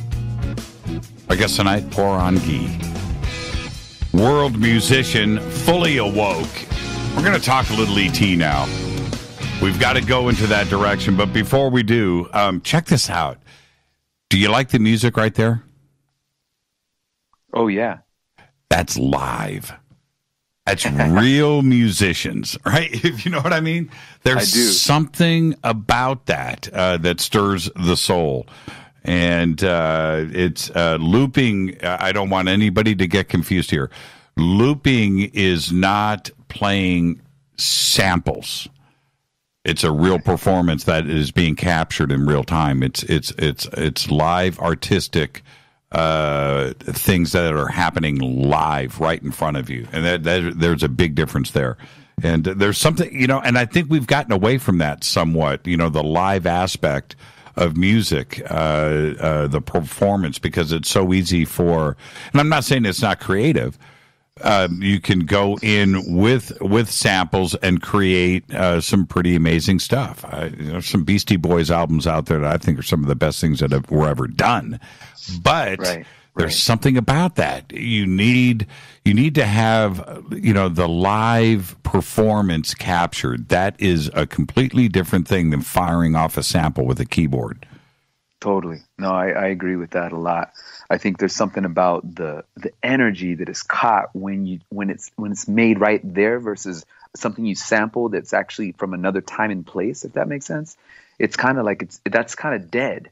But you can make it alive again by recontextualizing it, by bringing it to the present moment, like the way a DJ does. You're playing a track that was already recorded, and you're kind of recontextualizing it and making it relevant, like fresh again in a way.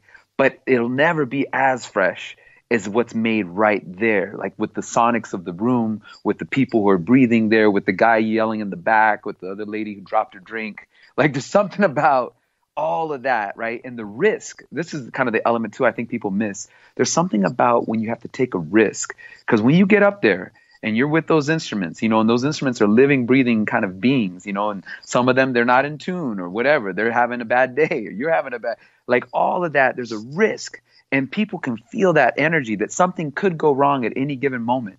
And it's all about your professionalism, I think. The real masters are the ones who can take those mistakes, right? And when something goes horribly wrong all of a sudden and turn it into a success and flip it on its head. And that's going back to Bobby McFerrin, man. He is a master at that, who can take a whole audience and just literally make them part of the instrument, make them part of the looper.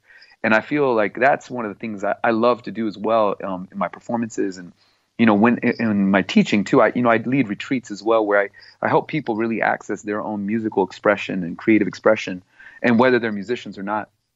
And for me, it's really about getting them connected into the ability to be in the present moment, to get into that flow state. Because when we can do it, no matter what our walk of life is, you know, it really prepares us to face the uncertainty of life.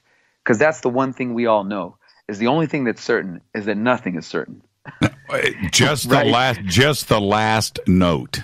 Just the last. That's it. It's not everything else. It's the last one you played.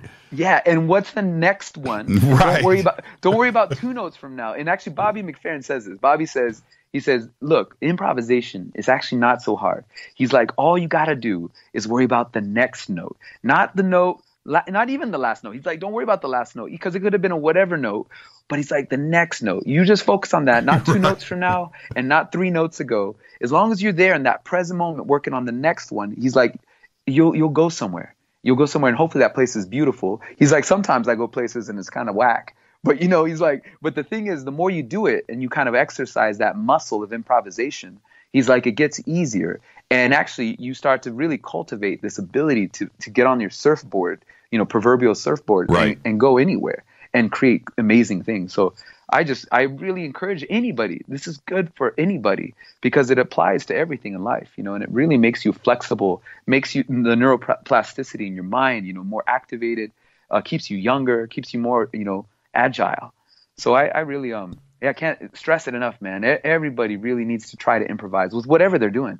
Rita and I last month went to a flamenco concert, right? Dancers. Yeah. And what most people don't know when it comes to flamenco, that's 100% improvised.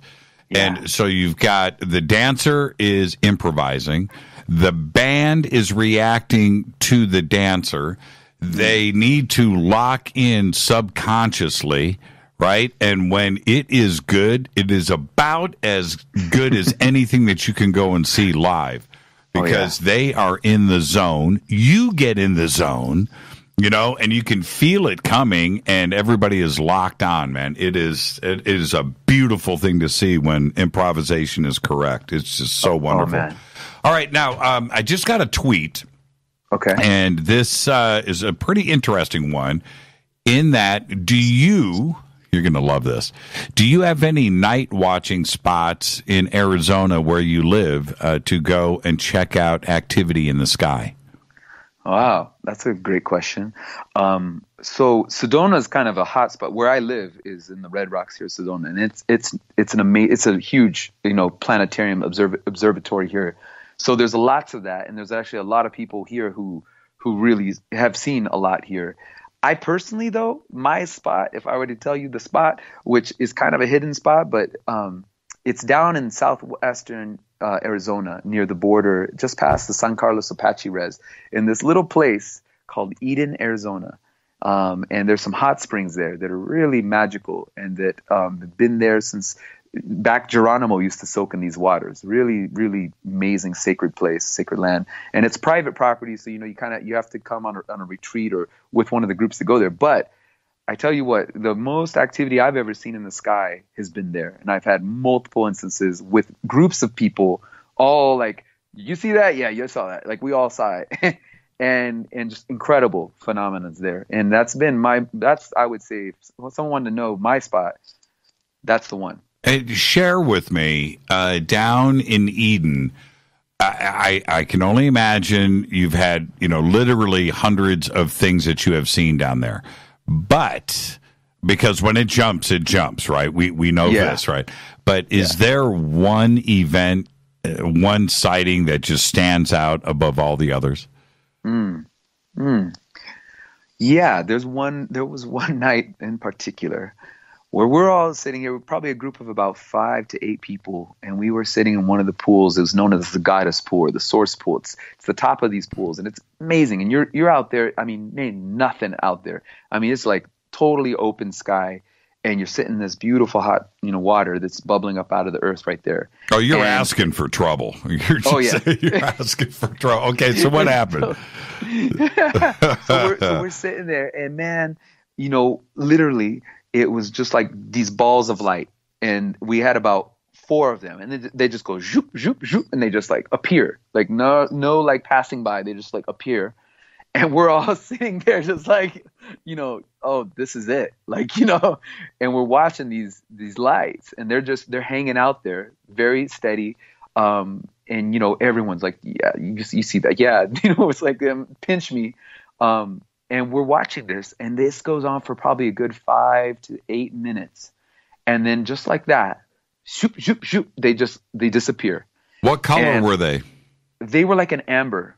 Right. It was like an amber light, I would say, closest thing to amber I could think of. And just steady, like a steady glow. And then guess what? This is the really trippy part. About 8 minutes passes by or so, if that. And all of a sudden we see these F-16s jetting around, like kind of scramble, like going back and forth across the sky, right where those lights were. Right. And we're watching them. We're like, oh, right. This is, wow. Right. That was mind boggling. That one, to this day, that's probably the most incredible ones where we're just like, yeah, what were you take me to that moment? Were you guys talking about hoping to see something? Were you consciously making an attempt to connect before it happened? We were all just kind of holding space, just like really in awe and yeah, it was like a moment of silence. Like no one was speaking really a word while it was, other than the initial, like, you all see that? And then we just were just kind of holding space. It was one of those moments too, where like time kind of froze. It felt like, right. Right. It was like I literally, you could hear the trickle of the water, like seeping up out of the ground, like into the pool where we were. And it was just, everyone's just there in this, just feeling like, oh yeah, these are our relatives, we're not alone. And is the Star Nation? And thinking about it now, is there any doubt that was in response to you, that they were saying hello? It was a wink. It was a drive-by. Yeah, that's a really good question. I feel the space that everyone was in. So we had just finished, when that all happened, we had just finished a retreat there. We used to host these retreats out at Eden Hot Springs where we'd bring out various speakers. I don't know if you ever heard of David Wolf. Of course. You were hanging out with David Wolf? Yeah. I want to hang out with you. Yeah, he's an old friend. He used to run these retreats out there where we would also work with him and then other people, where we'd bring out different speakers, like, various people from Daniel Pinchbeck, different authors and writers. Right on. Yeah, really cool people, really, really neat, kind of forward-thinking people. And they'd come out to Eden because it's an amazing place. And we do like heavy talks. We do music. I play for people in the big pool, which is like this. It's the largest outdoor body of water, bigger than an Olympic-sized pool in all the Southwest, maybe in the country, that is heated naturally. And it's basically like a massive float tank. It's amazing. And so you're sitting out there just under the galaxy, looking at the Milky Way floating on your back, in this giant float tank. And then I'm playing music to people. It's one of my favorite places to play music. And by the way, clothing is optional. Usually everyone's naked. Right. For those out there, I hope that doesn't freak anyone out. But it's amazing. So my favorite gig is, I like to joke about this because, people used to tell you in school where you learn how to speak to a public audience. They'd be like, oh, visualize everyone's naked. And so the funniest thing for me is playing music for a pool full of naked people. And I'm like, wait, I can't use that visualization. This is kind of funny. But it's incredible, and we have the sub set up, so they're sending these sub frequencies into the water, which just is incredible. You get to experience, I think, some of my best music is there because I'm so tuned into the land there, and obviously the star people are super activated there and getting to play music, in water that's coming right out of the earth like that, Have you when you go through an experience like that, have you made contact? Have you done a communication with yourself? Just psychically, just kind of feeling that connection. Yes. Yeah. For me, it feels like, for instance, when that happened. So we just finished one of those retreats. We were it was like some of the staff, like kind of the crew, that were there at the end and just having our hangout night, like before we were all going to part our ways. And I was very deep in a meditative space. Like I totally, felt this presence, felt this connection. It very much felt like there was a connection. They were responding to us because we were kind of out in the middle of nowhere.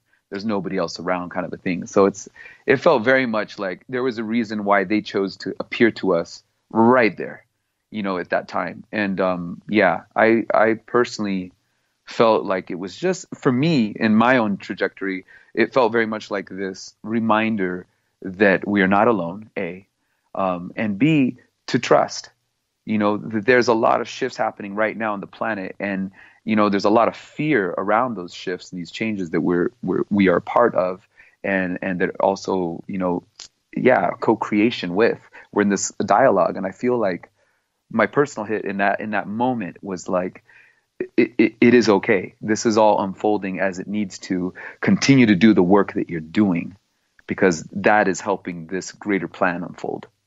And the skeptics out there that are listening to this that just don't get it, the only thing that will solve the issue for them is to have that moment happen when something appears on command, because it happens all the time, but they haven't witnessed it, right? And so they just think this is we have mental issues, right, or whatever.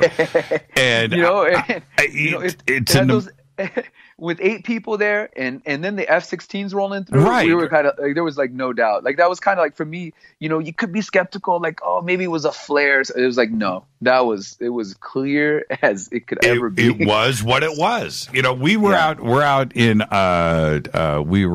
in 29 Palms, Joshua Tree, right in the middle of the desert. And we got about, 10, 15 of us together, and we're out on this patio. I'm literally in the middle of the desert, by the way, nothing around us. And somebody says, hey, man, it's about 10 o'clock at night, dark, nothing but dark desert around us. Hey, man, wouldn't it be cool, man, if a UFO just showed up? And at that exact instant, not 10 minutes, right? I mean, right then, out in the blackness of the desert, this white ball shot off of the desert floor, straight up, straight line, pew, into the stars, and disappeared, and it lasted about 2 seconds. Right on command. Wow. Right? So the next day, Poranguí, the next day, I walk out of the cabin, and I look out across the desert, just trying to get my bearings where this thing was. And there is nothing there, man. Nothing but cactus all the way to the mountains. And I'm just looking, wow, that was cool. But again, bring a skeptic out at that moment when something like that happens. So, and that's how you deal with them. And that's the only thing that they will understand. It's, what I mean? I'm with you. They got to have the experience, I think, themselves. It's one of those things, right? It's like once you've had that experience, because like I've always believed, just knowing what I know about cosmology and understanding astrophysics and understanding how big the universe, what we're dealing with here. I mean, Carl Sagan, right, would say it the best. It's like just the sheer size of what we're dealing with. The likelihood of us being the only life in the whole universe is highly unlikely. Well, and what Carl Sagan used to say, if he was around today with what we now know, he would even take that whole mindset way out to another level. He used to say billions and billions, right? Well, now he would say trillions and trillions. It's a whole nother party. Our Milky Way has got, 100 billion planets. Back when Carl Sagan was alive, we were wondering if there was one. Right. Let alone if there was water outside of the Earth, right? Now we've found clouds of water floating around in space. But yeah, and what do you think ultimately is going on with the connection and with consciousness and with the ability to go to these other dimensions, not only with ayahuasca and DMT, but through ceremony or through meditation? And science is now proving that this is real too. But with the things like the orange orbs that you have seen and the things that are going on now, is ET trying to send us a message? Is there something going on that eventually the man isn't going to be able to deny anymore? Yeah, wow. I mean, it's a huge can of worms. The one, I think for me, what I feel, there's kind of like what I know, and then there's like what I feel intuitively. And ultimately I feel, and it doesn't, neither of those really matter, if that makes sense. Like I feel, because ultimately it's going to come back to, and it all comes back to a really simple teaching that I think you can find it in all our spiritual traditions, no matter whether they're indigenous, all the way to any of your classic, the major religions of the world. They're all trying to help us remember one basic thing, and that's how to be a better relative. They're all trying to teach us how to be a better relative. And I don't just mean a relative to your own kin or to even your own species, but how to be a better relative to all things, right? And I feel that ultimately, as human beings, the invitation that we have right now, and that has been on our the offering, the invitation that's been on our front step, if you will, our whole existence, has been inviting us to step into our real role and kind of claim our role as the light bearers, as the keepers of the fire and the earth stewards. We are shepherds of this earth, this beautiful little jewel of a planet that we have here. We've been gifted this. And whether we're coming from a hybrid, DNA that's part alien or not, I mean, at the end of the day, this is kind of the thing I think is important, because I feel people get almost too caught up in that and they miss what's really important, which is how do we show up as better relatives right now, using what we've got right now, and actually be able to show up in a good way and steward this next shift, which is happening very fast, right? We're accelerating, as we all know, to this singularity. Kurzweil talks about, and other people talk about, where we're having this merger happening. This technology is rushing, right? And here, me as an artist, trying to navigate this and using technology as part of my tool, of my instruments. And it's like, how do we learn to live and be in right relation with fire? And I say fire, like I was talking about earlier, it's technology, which is fire. And so how do we balance and work with fire so that we use it to illuminate the darkness as opposed to incinerate everything around us? And so I think it's a really powerful moment. And so these teachers, and there's various forms of this technology that's here to teach us, including all of these amazing plants. It's no coincidence. I hope people get this. It's not a coincidence that we have receptor sites in our brains that allow us to work with these plants, right? There's a reason. It's like key in a lock, man. The key and the lock fit perfectly with DMT, right? With psilocybin, with all of these various molecules. I mean, there's numerous ones that open up our ability to perceive beyond what is just on the surface.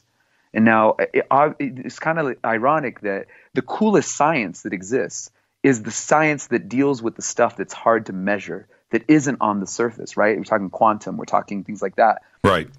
Right? The stuff that is super mundane and just can measure the surfaces of stuff is the stuff that's been dominating kind of the popular, all the power institutions that are around us. And so it's very limited, right? It's locked us in. It doesn't want us to move past that. It's scared of what's going to happen, because all the power structures that be are going to come tumbling as we awaken, and we are awakening to this reality, right? That is beyond the reality that we've been kind of fed and indoctrinated, and I would argue colonized. We're all in this kind of colonization. Now it's corporate colonization, capitalism. We've all been fed this kind of thing where we're just supposed to be a good cog in the wheel, and now that's being exacerbated with technologies being twisted. AI, what it could be used for is actually being used for advertising, right? And how to manipulate us even further into just buying more shit we don't need. Right. Well, if I was president, right, and you got elected to Congress or to the Senate, you would have to go through one ayahuasca ceremony. Absolutely. That's what I would do. And could you imagine the paradigm shift? Oh, man. That would be a brave new world. Our guest tonight, Poranguí. I am your host, Jimmy Church. We'll be right back after this short break. Stay with us.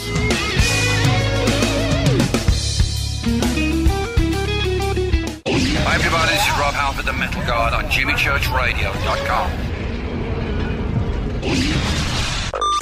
This is KGRA Digital Broadcasting Station. Salt Lake City, Utah. Van Buren, Arkansas. Poor water quality is a major health issue, and it's only getting worse. Municipalities can't keep up, standards have dropped, and pollutants are increasing. Where does it all end? It ends by keeping the pollutants outside of your home with HydroCare's advanced systems available at Wave Home Solutions. No less than the best purification materials and processes have been developed by HydroCare to provide you with healthy, clean water for drinking, cooking, and showering. HydroCare far surpasses the competition in removing chlorine, odors, iron, lead, chemicals, limescale, and much more. Don't settle for less when it comes to your water. We'll take care of the toughest water problems for you, whether it's from a city or well source. Satisfaction guaranteed. For more information, call 888-997-WAVE. That's 888-997-WAVE. Or go to bestwater123.com. That's bestwater123.com. Wave Home Solutions for a healthy, comfortable home. Your contact for current news and trending topics.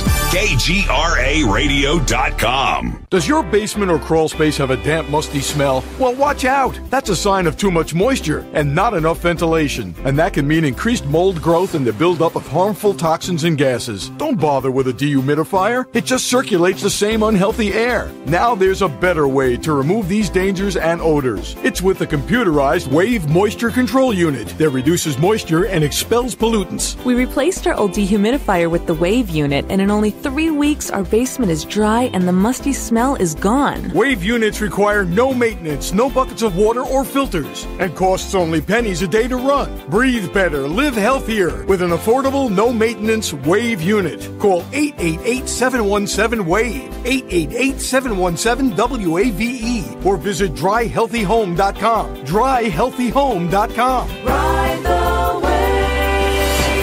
Wave Home Solutions for a healthy, comfortable home.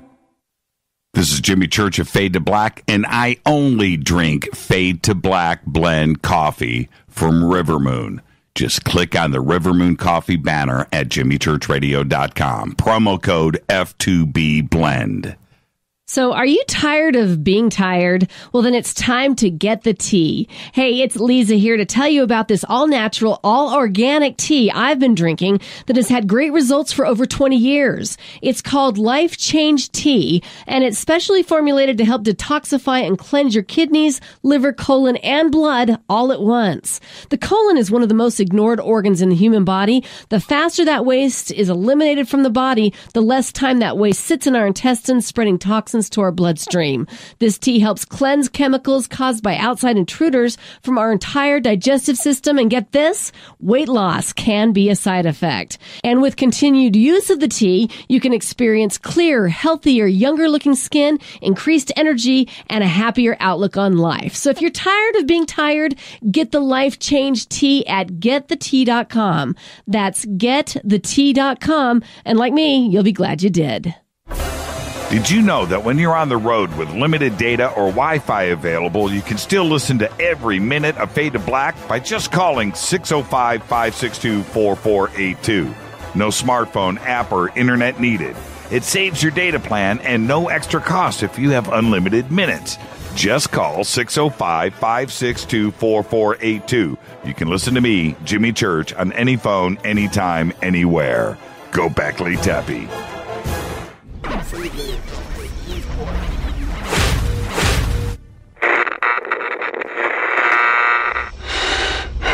You want to know a secret?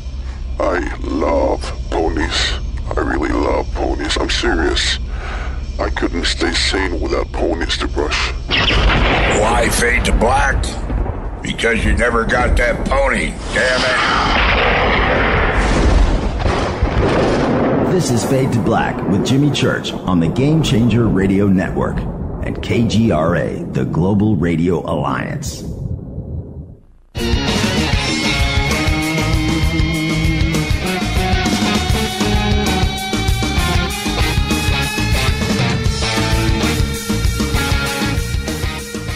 Welcome back, Fade to Black. I'm your host, Jimmy Church, on the Game Changer Network and KGRA The Planet. Our guest tonight, Poranguí.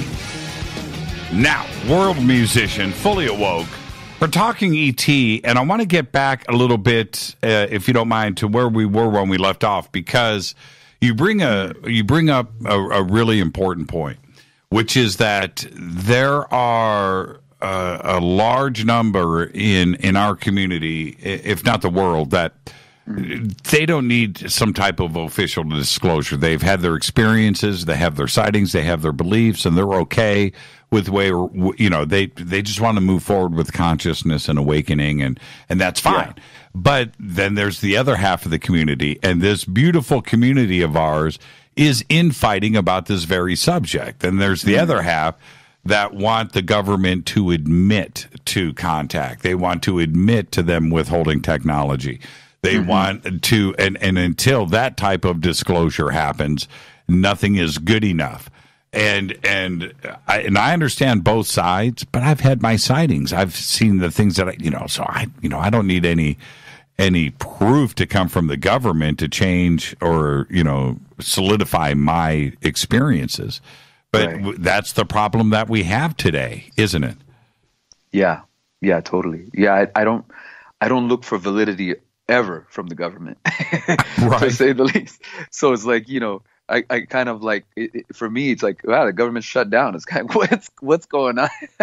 It's like, it's kind of a ridiculous thing. It's mostly a pain in the ass, I think, for us, because I can't call the IRS because they're after me because I didn't have health insurance because I'm a musician, Right. It's ridiculous. So at the end, I think the important piece is, and that's kind of what I was touching on when we went to break, is that, I feel a lot of people get overwhelmed and they kind of almost get apathetic or they get shut down. And I think that's the danger.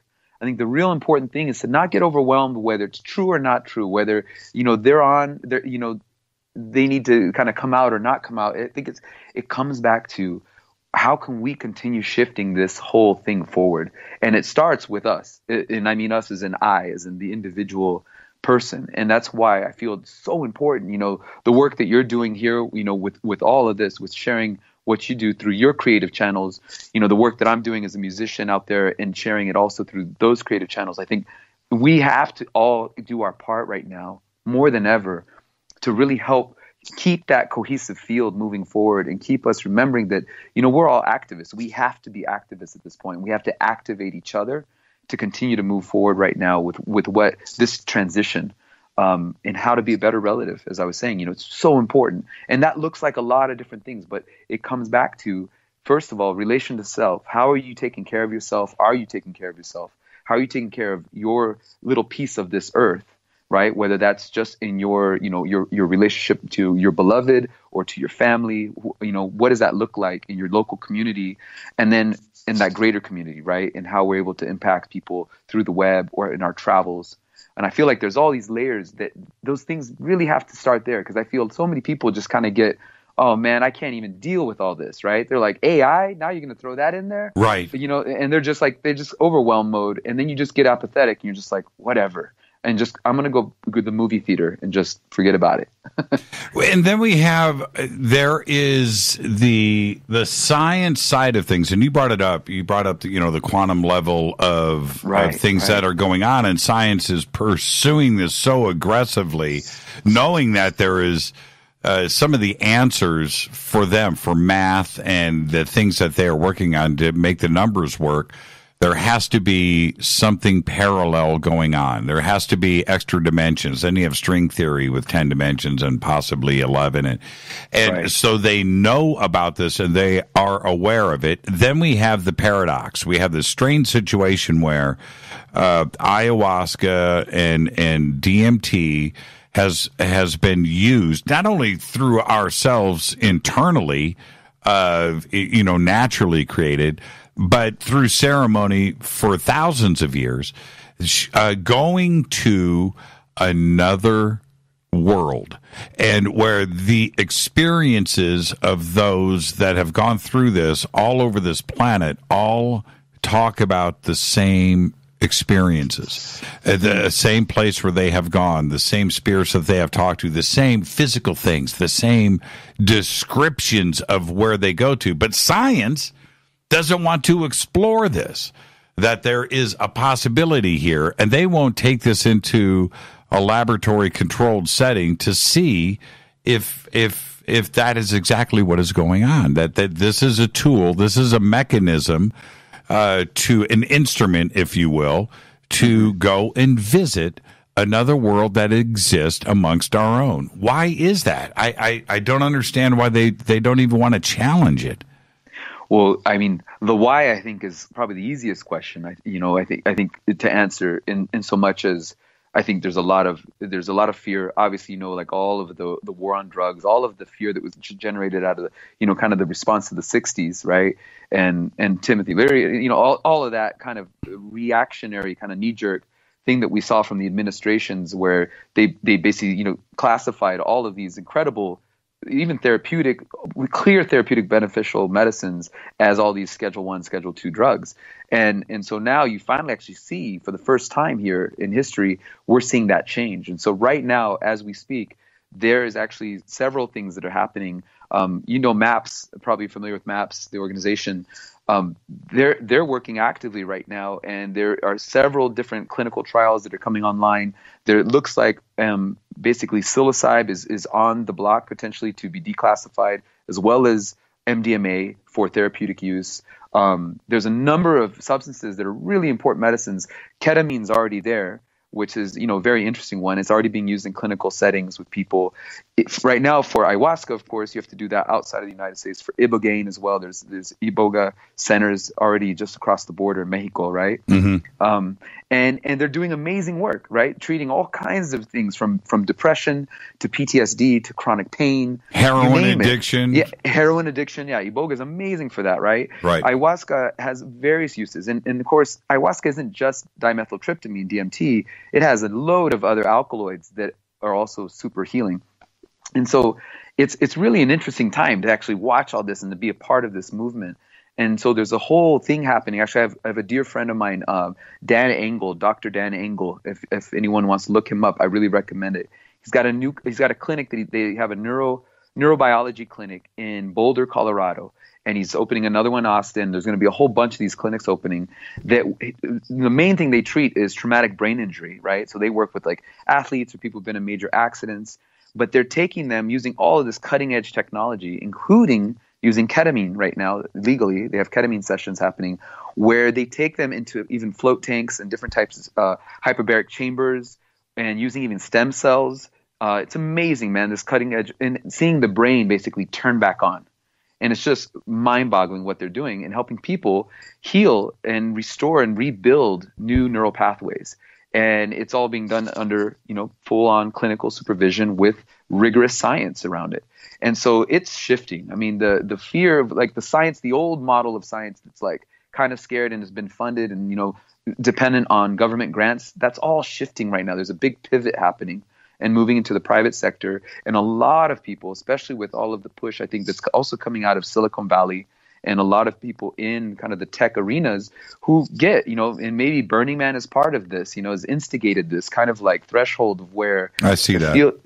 There's a movement happening where a lot of really brilliant minds, they get that, hey, there's something here. We can't keep ignoring this technology that is awakening us, and it's helping. It's people microdosing with LSD or things of that nature, or psilocybe, for instance, and finding that they're more creative, they're more productive, they're more focused, they're able to solve problems they couldn't solve otherwise, because they're actually activating more of their brain. And then we have the problem of ayahuasca and DMT getting a bad name because you've got these groups of people going down to Peru and Ecuador to go party.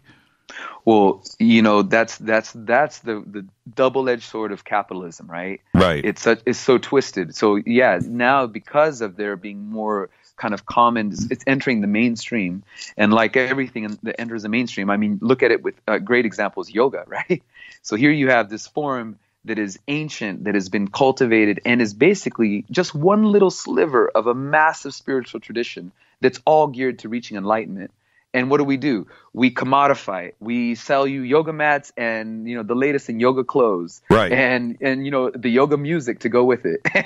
And it's like, let me like put all of this consumer branding and, you know, capitalist basically model right onto this thing and totally alienate this beautiful form of reaching alignment and turn it into just another form of consumption. And so, of course, with ayahuasca and what we've seen in these shamanic traditions is that's also happened. Now the word's gotten out. And I mean, you know, I scored the soundtrack to a documentary film that definitely reached a lot of people that then went down to Peru as a result of that. And so I definitely had a conversation with Mother Ayahuasca, you know, and I call her Mama, like she's like a grandmother because she's a consciousness. She's a spirit, a being. Depending on how you want to look at that, or like I was saying before, you could talk about it in different ways. But to put it simply, you know, she wants to be known. She's like what she told me in my work with her and over the years, and this is since I was young. She said, you know, this is time right now. Like all of the plants, all of the other species on the planet, they have an awareness, they have a consciousness. It's not that it's just humans and everything else is like, you know, just stuff for us to extract and exploit. Everything has an awareness, and everyone is hip to what the humans are doing right now. And everyone's like, we got to do something. And so those master ally plants and teachers are saying, hey, it's time for us to kind of really come back and help to activate and help the human beings who are the stewards of this earth and have the birthright, as I said earlier, with fire, to master and to honor their role as the fire keepers right now more than ever, because this singularity, this technology. That's what's most important here. There's a ceremony and a tradition that is there for a reason. Absolutely. You can't just go down to Peru and you know, go and sign up for this and start the ceremony and go, okay, man, when are we going to start drinking? Dude, it's not about that. Right. You know, that, and it's also a danger zone. You know, you need to, you need to respect what you are doing. You know, and by the way, and not to cut you off, which I just did so rudely, but are you a musical shaman? I mean, do you look at yourself that way? You know, some people have called me that. You know, I don't like the word shaman just because I feel like it's kind of another one of those appropriated like words that kind of has just become the catch-all phrase for anyone who works in the spiritual realm. But that's right. You know what I mean? And kind of it just like it's almost become cliche. So I kind of say, you know, the shamanigans, you're doing the shenanigans, the shamans. For me though, man, you know, it's just about connecting to spirit and doing that in the most authentic way with as little bullshit and ego as possible. And that's why I say for me, it's about getting out of the way. And so I'm not making that music. You know, people say, oh man, you're so great. Oh, you're so brilliant. It's like, well, thank you. But you know, that's not me. It's like, if it were just me, it wouldn't be so great. It's actually not me. It's like, that's coming from spirit. That is inspired from spirit. And I don't claim it. You know, I didn't write these songs. I didn't record. Like, I'm there. Yeah, my body's there. But I'm acting in service. And that's really the key for me. And I feel that's the piece, too, about the ayahuasqueros and the vegetalistas, when we talk about them, the vegetalists, which basically means the plant medicine men or medicine women. They are working with these plants, you know, the real ones, okay? There's plenty of shenanigans going on now, because it's an industry now. It's become a tourism thing. Now you go down, you get off the plane in Iquitos, or the boat, rather, or the plane, and, man, you got everybody, hey, ayahuasca, whatever, shaman, you know, this, that, and the other, Cambo, you name it, whatever you want. Stuff that's not even from there is being offered. And it's really dangerous because it's become, the money has gotten involved, right? And like anything, once the money enters the equation, it starts to distort things, right? It starts to kind of to corrupt it. And ayahuasca herself, that teacher, that master, she's not the corrupted one, right? It's like she's still going to work with you in a good way. But this is the danger and people don't get. It's like doing psychic surgery. You're not going to hand a scalpel to some doc that you just met off the street, right? And be like, hey, man, will you work on my brain here and just help me, like, you know, fix a little bit of this depression? No freaking way, right? You would go find out, get references, like you're going to know who you're dealing with. And it's the same with ayahuasca. You're opening up your psychic portal. You're basically in the operating room. And now you're saying, okay, I'm wide open. Now, when you're wide open, man, like I was saying earlier with the ceremonies that I grew up in, even just with the drumming, when we go into trance states with just the music, let alone when we add the layer of these master plants, you are opening yourself up to anything. And so it's very dangerous. People don't even understand the level of danger that's there from entities coming in, from other beings, from attacks, psychic attacks. I mean, it is a full-on war. When you're hip to this might freak people out there, so sorry, listeners, but you got to understand there's a whole other dimension there's full-on battles happening between various shamans. And I'm using shamans here just because that's how people can understand that term, but people who work in these dimensions and who know how to navigate them to different degrees. Yes. There are people who know how to actually move through these spaces. And set you up before, they are steering you mentally into a direction, and they are in full control. Absolutely, yes. And sometimes you literally have your own protection and guides that you don't even know that are with you that protect you. Right. They're there, but actually they're there. There's allies as well. It's not all dark. But there's a lot of dark, unfortunately, because why? Dark is attracted. The light and the dark are always working, right, in this dance. And so it's the same in this. This applies as above, so below, as without, so within. And so you have this happening. So it's very dangerous. I can't overstate this. And so people don't get it. It's like you have to know who you're sitting with. You have to know who is holding the space, who's your road man or road woman. And it doesn't matter what it is. I would even extend that analogy to music. When you're going out to a concert or you're going out to a club and you're getting shit-faced, you got to know, man, like if you're listening, whoever's up there guiding the ceremony, because I hate to say it, but it is a ceremony. It really is. Music, the performance, it goes all back to the original fire when we were sitting there with grandma and grandpa and the medicine man of your village, right? Whether they were druids or whether they were in Africa or whether they were in South America or they were the Aboriginal people. And they're moving energy, and you go into that trance state, and you're in an altered state, whether that's with alcohol, tobacco, which is a master plant, by the way, that's been totally misunderstood. Ganja, which is another master plant, Santa Maria, marijuana pot. All of these are teachers, and they're opening our perception, which we know 9/10 of reality is the way in which we perceive it. That science has told us that. So if you understand that you're altering your perception, you're altering reality, you're opening up doors and portals, you're actually impacting change. So going back to that very first question, that you asked me is, are you different afterwards? Yes, absolutely. It's like each one of my ceremonies has informed who I am right now. It's like the same man never walks into the same river. That's right. That's right. And did you see the documentary with Michelle Rodriguez? I don't know that I have. What's it called? Okay. I can't remember. I was hoping you'd remember. So it'll pop up here on Twitter. Okay. All we got to do is talk about it. But anyway, it's about her going down to Peru and going through all of the steps, all of the pre-ceremony, the knowledge of what she was doing, and then going up into the mountains, full on every day, every step, finally, going through the ceremony up on this cliff. And she does the whole thing. But the point is, we all know Michelle Rodriguez, right? And I don't use foul language on this show, but Michelle Rodriguez is pretty badass. And we have a perception of her of what she has done in her career and her personality, right? She's pretty cool. She's pretty rugged. She goes through this ceremony, and the Michelle Rodriguez afterwards, I'm not even so sure that she wanted to come back to civilization. I'm not so sure if she was too hip about Hollywood after that. If you know what I mean.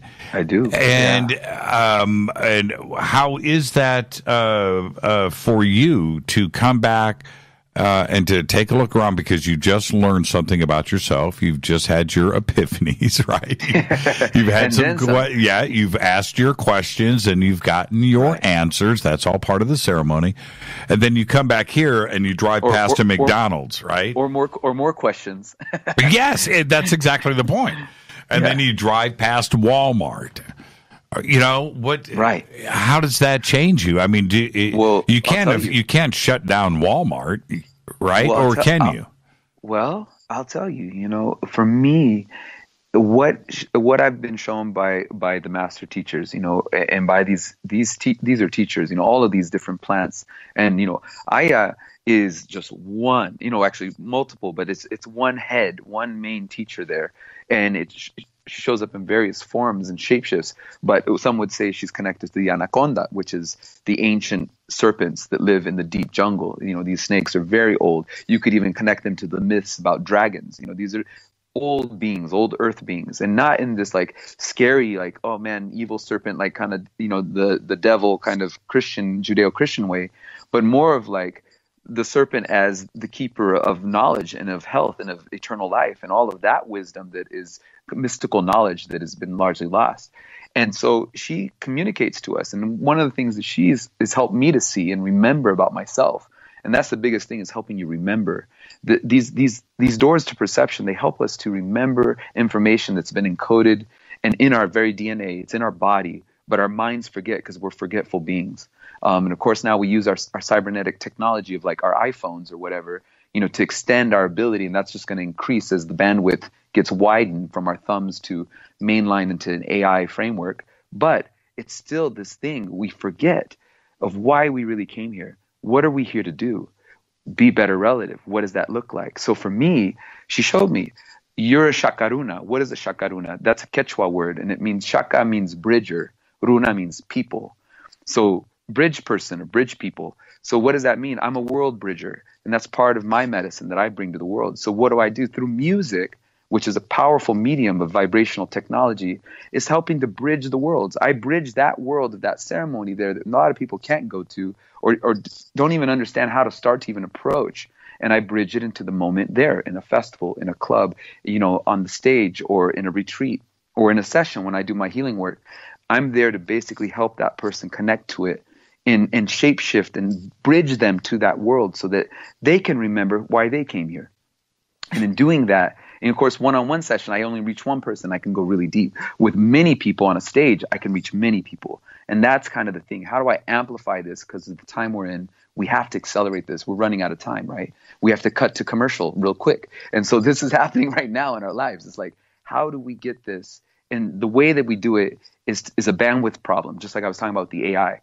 It's sound and vibration can tell so much more in a moment. The emotion, the feeling that I can communicate through sound is so much more powerful than all the words I could ever say. And that's really where it comes down to. And at what point, we've got 2 minutes. Okay, At what point does somebody know that they are ready for the ceremony? Because it is, it's a true commitment. I mean, it's something that is about as serious as anything that you will do in your life, maybe the most serious. But at what point does somebody know that they are ready? That's a great question. I think that's truly the question that we each have to ask ourselves. Am I ready? And you, more than likely, you're going to say you're not. I'm not. Yeah. I've had my opportunities. I've had the offers, and so I'm not. Let me give you a quick analogy. So I like to look at the story of the buffalo. I don't know if you've ever heard this. So one of my elders, he once told me this, a Lakota elder, and he says, the buffalo, they're very wise beings. The herd of buffalo, when they used to roam in their massive herds across the plains of the Americas, they would always, if they see a storm coming on the horizon, they knew the intelligence of the herd was not to run away from the storm. It was to go into the heart of the storm. And they would actually do that because they knew if they could go into the fear, into the thing that was so ominous and scary, it would be the quickest way through. If they turned around and ran away, it would chase them and they would be in the storm much, much longer and suffer way more. And so I love that story. And remember the buffaloes, because whatever that fear is for you that comes up for you, and everything comes up on the way to ceremony, by the way, so just know that, is that you go through it. And if you can grab that courage, whatever inkling of courage you've got, take that with you with heart and use your heart. This isn't the mind, but about the heart, and go into the fear. And I promise you, that's where the medicine is for you. And it may not be the ceremony. It may look like something else, but that is the ceremony of life. The documentary I was talking about is called The Reality of Truth. Oba. Yes, 2016. Everybody's in it. Deepak Chopra's in it. Peter Coyote is the narrator. He's awesome. Cool. Yeah, Ram Dass is in it, and pretty much if David Lynch, right? Oh yeah, and of course Michelle Rodriguez, but It's an amazing documentary. I recommend it highly. I'm going to look that up right now. Yeah. Reality of Truth. The Reality of Truth. Man. You know, you just want to hold Michelle. There's a couple of times in the movie where she is right on the edge of which we all want to be at that point, but she is literally questioning everything. You know, I mean, I'm not playing around. Let's take a break right here, and we'll pick up. Let's do a little overtime. Normally we say goodnight right here. We're not going to do that. Let's keep this going. It's too good. And, right on. Yeah, absolutely. Stay with us. This is Fade to Black. Our guest tonight, Poranguí. I'll be right back. Stay with us.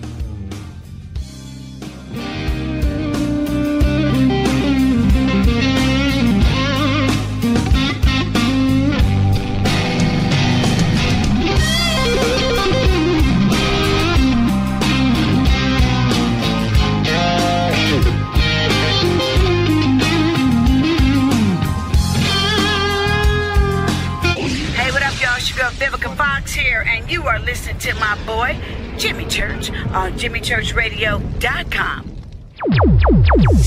Despite popular opinion, reading a book will not make you smarter. But listening to Jimmy Church will. Hurricanes, earthquakes, wildfires. This year we've experienced more than our fair share.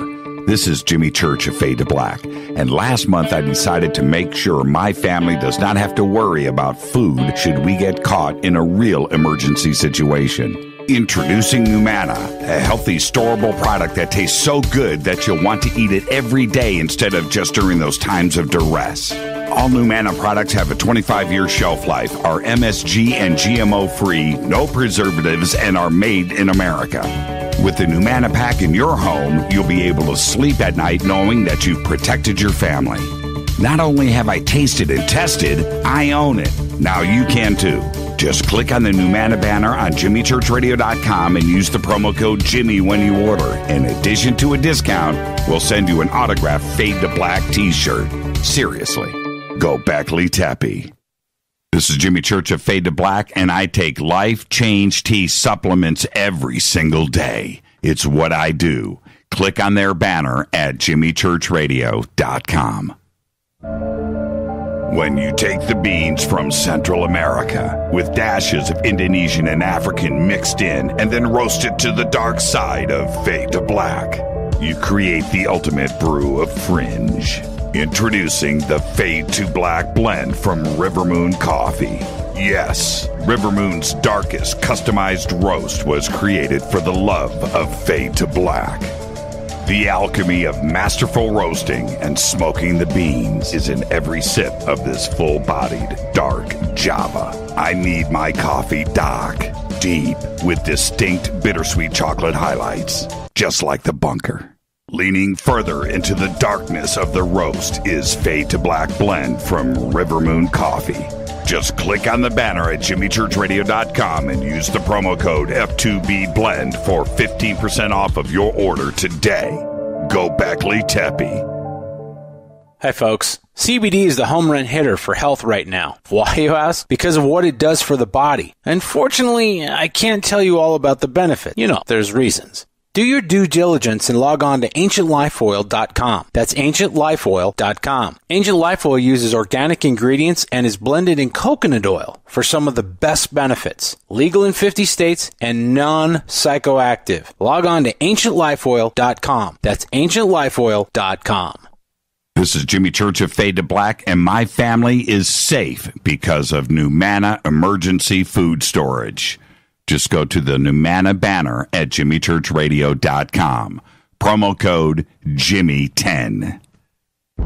Are you intrigued by Paranormal Talk Radio? You'll love the new Paranormal Radio app from TalkStream Live. You'll find a great selection of talk shows covering UFOs, ghosts, strange phenomena, and much more. Download the Paranormal Radio app now and start listening to the very best in paranormal talk entertainment, including the network you're listening to right now, the Paranormal Radio app, free in Google Play and the iOS App Store. Erica, Brittany,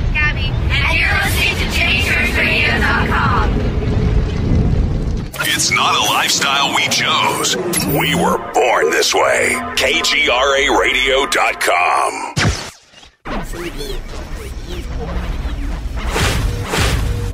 This is KJCR at JimmyChurchRadio.com.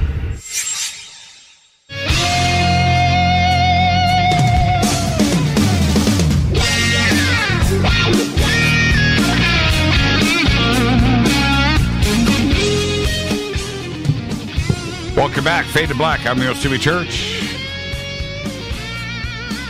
Our guest tonight, Poranguí. We are talking about, well, we do. I was just going to say, I'm laughing. We have talked about everything tonight. We've gotten it all on the table. I just got a question that just popped up in Twitter. There's a bunch of them here, but what was the documentary that you did the soundtrack for? It was actually titled Ayahuasca. And that came out in like 2015? 2016. Yeah, 2016. Okay, yeah. And so that's what it's called, simply ayahuasca. Yeah, people can they can check it out. It's through aubreymarcus.com. He's the CEO of On It, but he also does a lot around kind of sharing with the world about various plant teachers, and yeah, he's definitely his website though. Through there, you'll find the links, and I think there's a short link that goes there as well. But I think that's the easiest way is aubreymarcus.com. Yeah, there you go. Now the reason why I say that I'm scared is, and I want to share this with everybody, the reason why sometimes we're scared of the answers. That's, and there's this, right. You don't want to open up the Pandora's box. Oh, right. And maybe some are just comfortable in the incorrectness of their life, right? And totally. Oh, you said the key word, comfort. Right. And yeah, we're comfortable. And the idea of being into a situation that I'm not 100% fully in control of, because you are not, right? You are not. And when I have heard the different descriptions of, here, a DMT, 10 minutes in and out, right? 15 minutes in and out. Well, okay, but that's 15 minutes where I am not in control. And so there's that part of it too, and that's what and it would have to be the absolute perfect situation, perfect setting, perfect shaman, perfect, the mood, the sun, the moon, the stars. Everything has got to be perfect for me to consider it. And I just haven't been at that point. Been close, though. I've been close, I'll admit. I've been in situations where it was right there. Now, and this is the other thing. Let me ask you this. Very direct, by the way. Let's suppose you and I and Rita, right? Okay, we're down in Peru. We're down in Peru. Perfect setting, right? Mountaintop, everything, and it's just right there. And we're 6 hours in. Okay? All right. Are you with me? 6 hours into ceremony? After drinking. We are 6 hours in. We are official, right? Okay, yeah. We are at the no turning back. Okay, so anyway, we're 6 hours in. And then something real happens. A light comes down from the sky, descends, and is in front of us, and that happens. We're already into a life-changing ceremony. And then something like that happens during the ceremony that is out of our control. Do we remember that? Does that affect us? Does that change the ceremony? What would happen, for you, that is, you've experienced this enough, that if something like that happened, then how are we changed? And that is something else that I'm a little bit afraid of. The combination of the reality of the 2D world that we live in, and something like that happens during this where we are someplace else. So the question is, what do we do? What would happen? What would happen? Because the two worlds are colliding, aren't they? Yeah, I guess. Oh, it's interesting. Now, when you say the two worlds, you mean just there's the kind of the waking life, let's call it. That's right. And then there's kind of the life where we start to go into the other realms of the unseen world. Correct. Yeah. And then there's another layer that you threw on there of this light descending. So are you referring to extraterrestrial contact? That's right. Or? Yes. Yeah. So there's kind of three, you have the three dimensions kind of all working together in that, those three vectors. I mean, to be totally honest, I think when I've been in that space, and I can only speak to, I guess, my own experience, you very much connected, total connection. So totally empathic, all psychic channels open, ability to perceive the imperceptible, tune into like the most minute, like I can hear like individual drops of rain and see them with my inner vision. That are hitting the maloka, the ceremonial lodge, if you will, that falling from, the sky, and I can see them in 3-dimensional space. So you're so tuned in. And I've actually, it's like, I feel if we were in that scenario and, supposing that we are then visited at that time by star beings, I would almost say it's kind of normal. It's kind of normal. Cause when I'm in that space, and I've been in that space, I've been visited by so many beings, and these beings are, they've never had bad intention. Like I've never had personally, I know people talk about having more difficult experiences, but there's something that I always take with me, and kind of, you said it there, you said, kind of the fear, of the discomfort, because is what I'm, filling in the blank when you say like, fear of not being comfortable, or like, what's going to come. Right. And so I really think that Pink Floyd hit it on the head, right? In his famous lyrics, of comfortably numb, right? It's like we've become comfortably numb in our society. And I feel that's the biggest fear, is that we're scared to venture outside of our comfort zone. And in so doing, our comfort zone actually is not a comfort zone. It's actually a prison. There's literally bars there. And we're free in America. We're actually not free. We're free to consume. You're free to buy stuff. That's about as free as you really are when you get down to it. And so it's like, it's kind of a really harsh awakening. And I think The Matrix, to draw another kind of parallel there, the movie The Matrix, right? That concept was very beautifully executed, right? The red pill, the blue pill. And so it's like, are you ready to get jettisoned out of your comfortable, nice steak meal and get thrown out into the cosmos? And what's going to happen? And it's like, yes, that is the great unknown. Now, here's the beauty of it. There is so much beauty in that unknown. And the fact is, you're always in the unknown. It's all unknown, man. You could get up tomorrow, get in your car, go to your 8 to 5, and be head-on collision, and you're gone. And you just don't know. Like, that's the fact, right? Right. You never got those answers. We actually don't. And so when we're able to go to that edge and actually go within a good context, like you've done your homework, you're sitting with someone who is of integrity, which is essential. You've gotten good references. You're sitting in a place that you know is a good place. They're holding that medicine in a good way, in a lineage way. And you're going there with a clear heart yourself, a brave heart, because it does require the brave heart. There's no joke. This is not light work. But it's not like we're not just going to go have a drink. It's like you're going to go have a drink, but this is a drink that rather than, drinking so much that you purge, this drink, you're supposed to purge.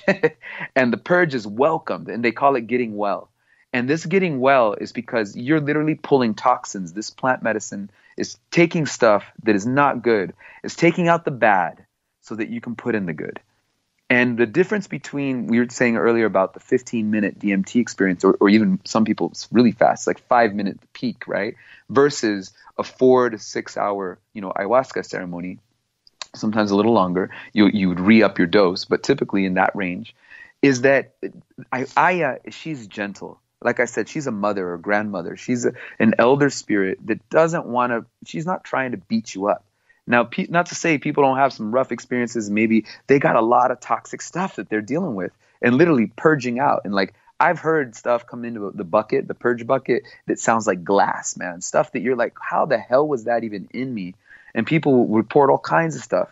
But afterwards, they feel amazing. They feel totally rejuvenated, totally healed, transformed, truly. And I think the price that you pay for a little discomfort, it's so worth it, man. That price of entry is actually super low when you really get down to it. Not to mention when you get present with the fact that you're always in the unknown. You have the illusion. It's totally a fabrication. It's a hologram that you're safe and that everything's going to work. Because, the government shuts down. And look who's our president. Look what's happening right now on the planet. Like, it's crazy. Antarctica is melting as we speak, and people are still want to debate about it. You know what I mean? It's like, okay. It comes down to the fact that this is an opportunity for people, I think, if you're ready. And I'm not saying, by the way, in all this, I don't want to advocate at all that that's the only way. I think you can totally reach these states just through using dance, just through using music, just through using breath, just through meditation. Like, there's so many roads to take you up this mountain. Yeah. But it is a powerful road. And for those who are like ready and courageous and ready to do the inner work and I would argue is kind of like get the cannonball. You could hike up this with meditation, or you could get like the cannonball launch you, through the cannon up to the top for a little while.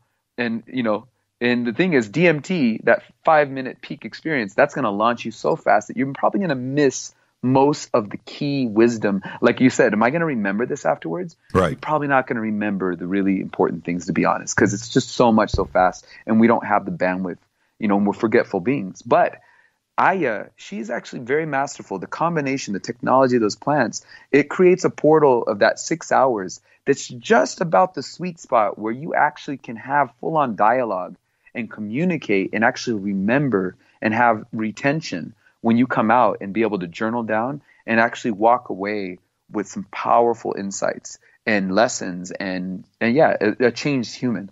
And I feel, so if I were to recommend one over the other, if we're just looking at these two things as two possible paths, right, I would definitely recommend sitting with Aya. I feel like DMT is an isolated molecule. It's like anything. It's like pharmacology, right?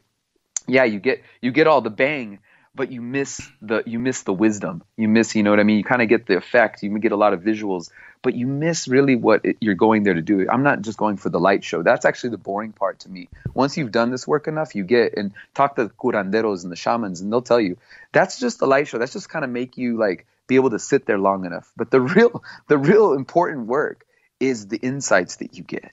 And that's the communication that comes through. And sometimes it's visceral. Sometimes it's a dream. It's a vision. Sometimes it's just literally a feeling that overwhelms you, like suddenly self-love. Like maybe you've just been really feeling like you're hating yourself and hating your life and just really depressed. And all of a sudden you're shown what it feels like to love yourself again. And it's a cyclical thing too. Every time, my last experience, I should say, going up to ECETI, where I was up there for 7-8 days, completely free of chemicals and alcohol and everything else, just eating healthy and out there with nature, no television, no radio, nothing. And you go through that, and there's a lot of really cool things that are going down. You're making contact, and there's spiritual things that are happening on the ground, and it's just cleansing and incredible. Then you get on a plane and you fly back to LA, and you immediately get off the plane and onto a freeway, and right, you're just looking around going, you know what? I don't want to be here.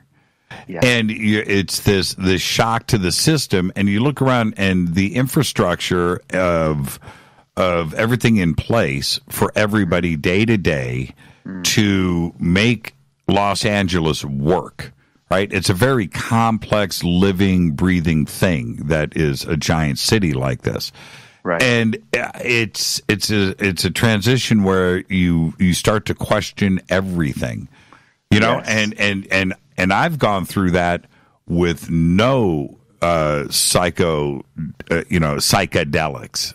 Right. You know what I mean? Oh yeah. No, I've done it a lot myself. I mean, I don't know if you know this. I'm also a sun dancer, which is a whole other conversation, but it's a very important lineage. One of the 7 sacred ceremonies that is passed down through the Lakota Sioux and tribes. And I've been honored to be adopted by family and to dance. And that's part of my road as a spiritual, person. And in that, just to summarize, 'cause a lot of people maybe you've heard of it. You probably heard of it because of a festival, a movie festival, but it's a lot more. They got the name from this very ancient ceremony. That's right. That ceremony, you don't use any entheogenic plants, you don't use any medicine plants, but you work.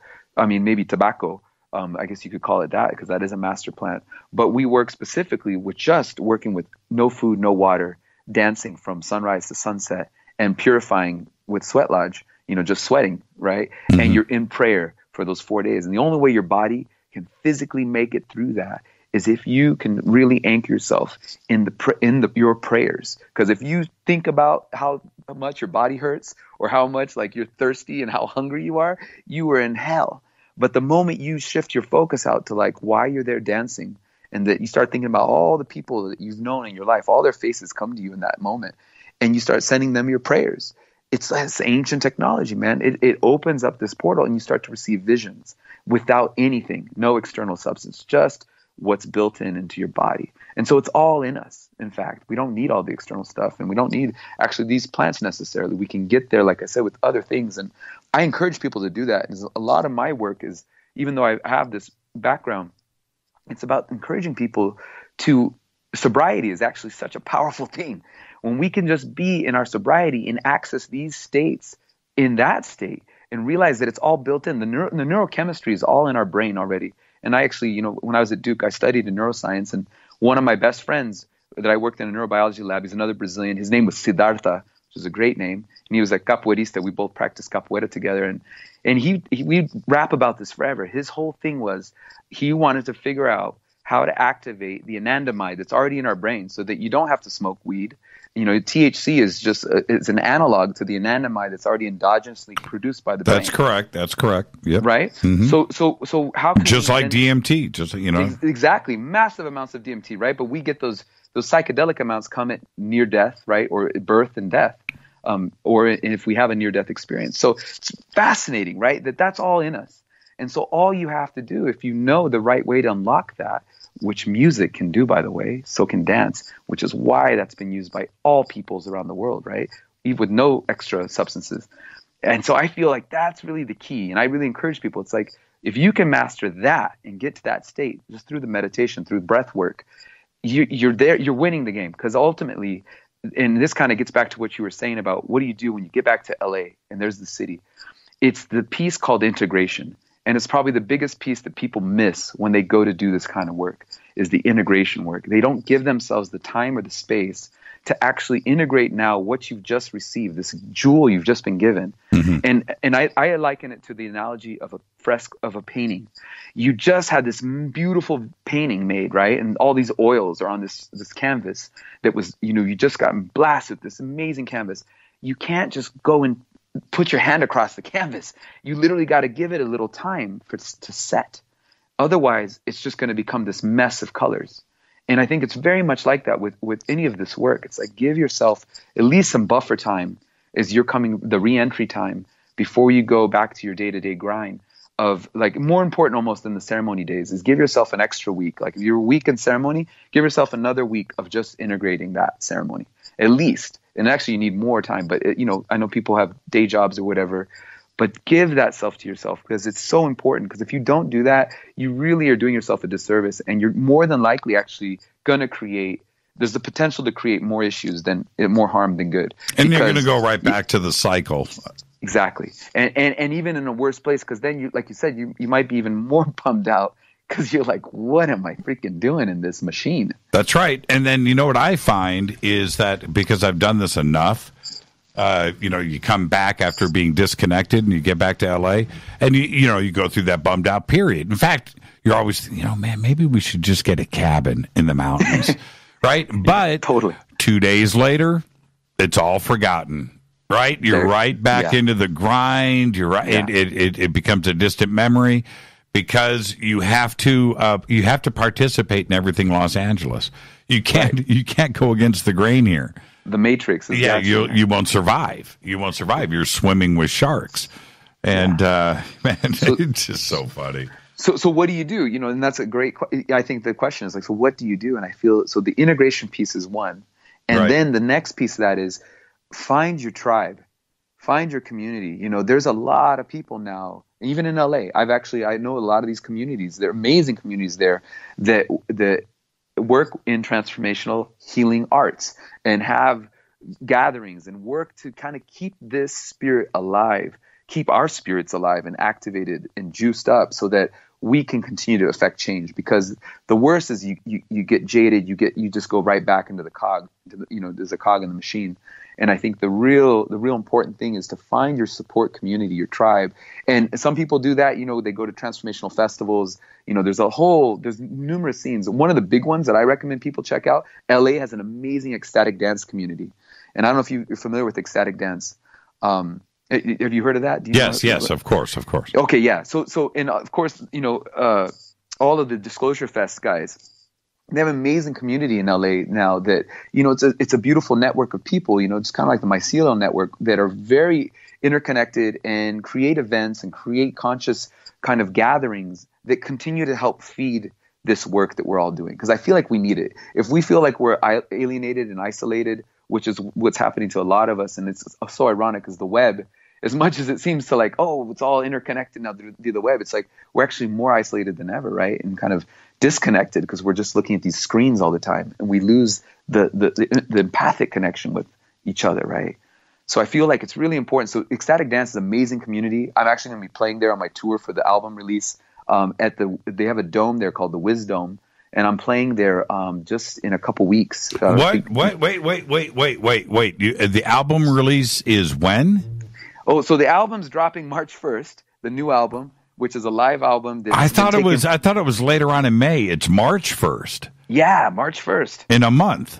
It's It's the pre-release is already active. It's on my website, Poranguí.com, so people can pre-order it and already start streaming one of the songs there, Tonantzin, which means Mother Earth in Nahuatl, in the Aztec tongue. And there's going to be, the rest are all going to go live March 1st.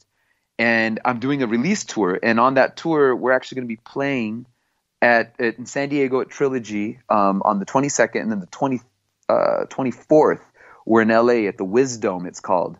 And it's this 360 dome. They're going to be doing this amazing projection mapping, super visionary kind of visuals to go with music. And it's Ecstatic Dance LA Presents. And that's on March 24th? That's happening February 24th. February 24th in 3 weeks. This is the lead up. This is all the lead up to the album launch. In March 1st, then we go up to San Francisco and Nevada City. Nevada City's the 28th. I play there at Miners Foundry. That's like the night of the album launch. And then on the 1st, I play in San Francisco at Oakland Suites Ballroom, the historic ballroom there. Again, Ecstatic Dance Presents. And so this is the Ecstatic Dance community. They love what I do because they're used to DJs, and I'm one of the few people that come in and do it all live. And it's pretty epic. So if you get to experience this, anyone in those areas who are listening, come out because you get to really experience what I do, which is to channel into all of you and like make this journey, to move our body and really get into these spaces that we're talking about, just using the good old technology of the body, dance and music, Is the entire tour schedule up on Poranguí.com? Yes. The tour dates are there. There's going to be a few more dates added. The ones I just mentioned are getting finalized details. So that's kind of, but those are the dates. It's going to be March 1st at Oakland Suites Ballroom, 28th at Miners Foundry, and then the other dates are already up there, I believe. Thank you so much. What a great conversation tonight. I had so much fun, and this is what I really enjoy is when you can combine music, food, culture, dance, and UFOs, all in and ayahuasca, all in one conversation. We all win. I do. These are the things that interest me, and it went right there tonight. Thank you so much, man. Great conversation. Yeah, you got it, Jimmy. Yeah, I really appreciate you having me on. Really a treat to connect with you more. Yeah, that first conversation we had before the big Disclosure Fest in DC was just like a teaser. So this is sweet. Yeah, totally. Let's see. Rita, we're at the end of. I see what you're saying, Rita. Okay, actually, Poranguí, stay right there. I'm going to run credits, but I need to talk to you after I sign off. So just stay right there. I'm going to put you on hold. Okay. Thank you so much. Thank you so much. Okay, let's Let's wrap it. What a great show tonight. Now, it's Poranguí.com. Just go to Jimmy Church Radio, click on the links right there. Full tour schedule. The album drops on March 1st, so it'll all be over right there at JimmyChurchRadio.com. Very simple. Fade to Black's executive producer is Rita Camarion. Show is produced by Hilton J. Palm, Renee, Dennis, and Bob. Announcers are Steve Harder, Gene Vitoa, Mark D. Kovar. Webmaster is Drew the Geek. Music, Doug Aldrich. Intro, Spaceboy, spaceboymusic.com. Fade to Black is produced by KJCR for the Game Changer Network, and syndication is KGRA, The Planet. This broadcast is owned and copyrighted 2019 by Fade to Black and the Game Changer Network. It cannot be rebroadcast, downloaded, copied, or used anywhere in the known universe without written permission from Fade to Black or the Game Changer Network. I'm your host, Jimmy Church. Follow me on Twitter at JChurchRadio. Tomorrow night, right here, author, researcher, Patrick Wood. Until tomorrow night, I want everybody to be safe. Go Beckley Tepe.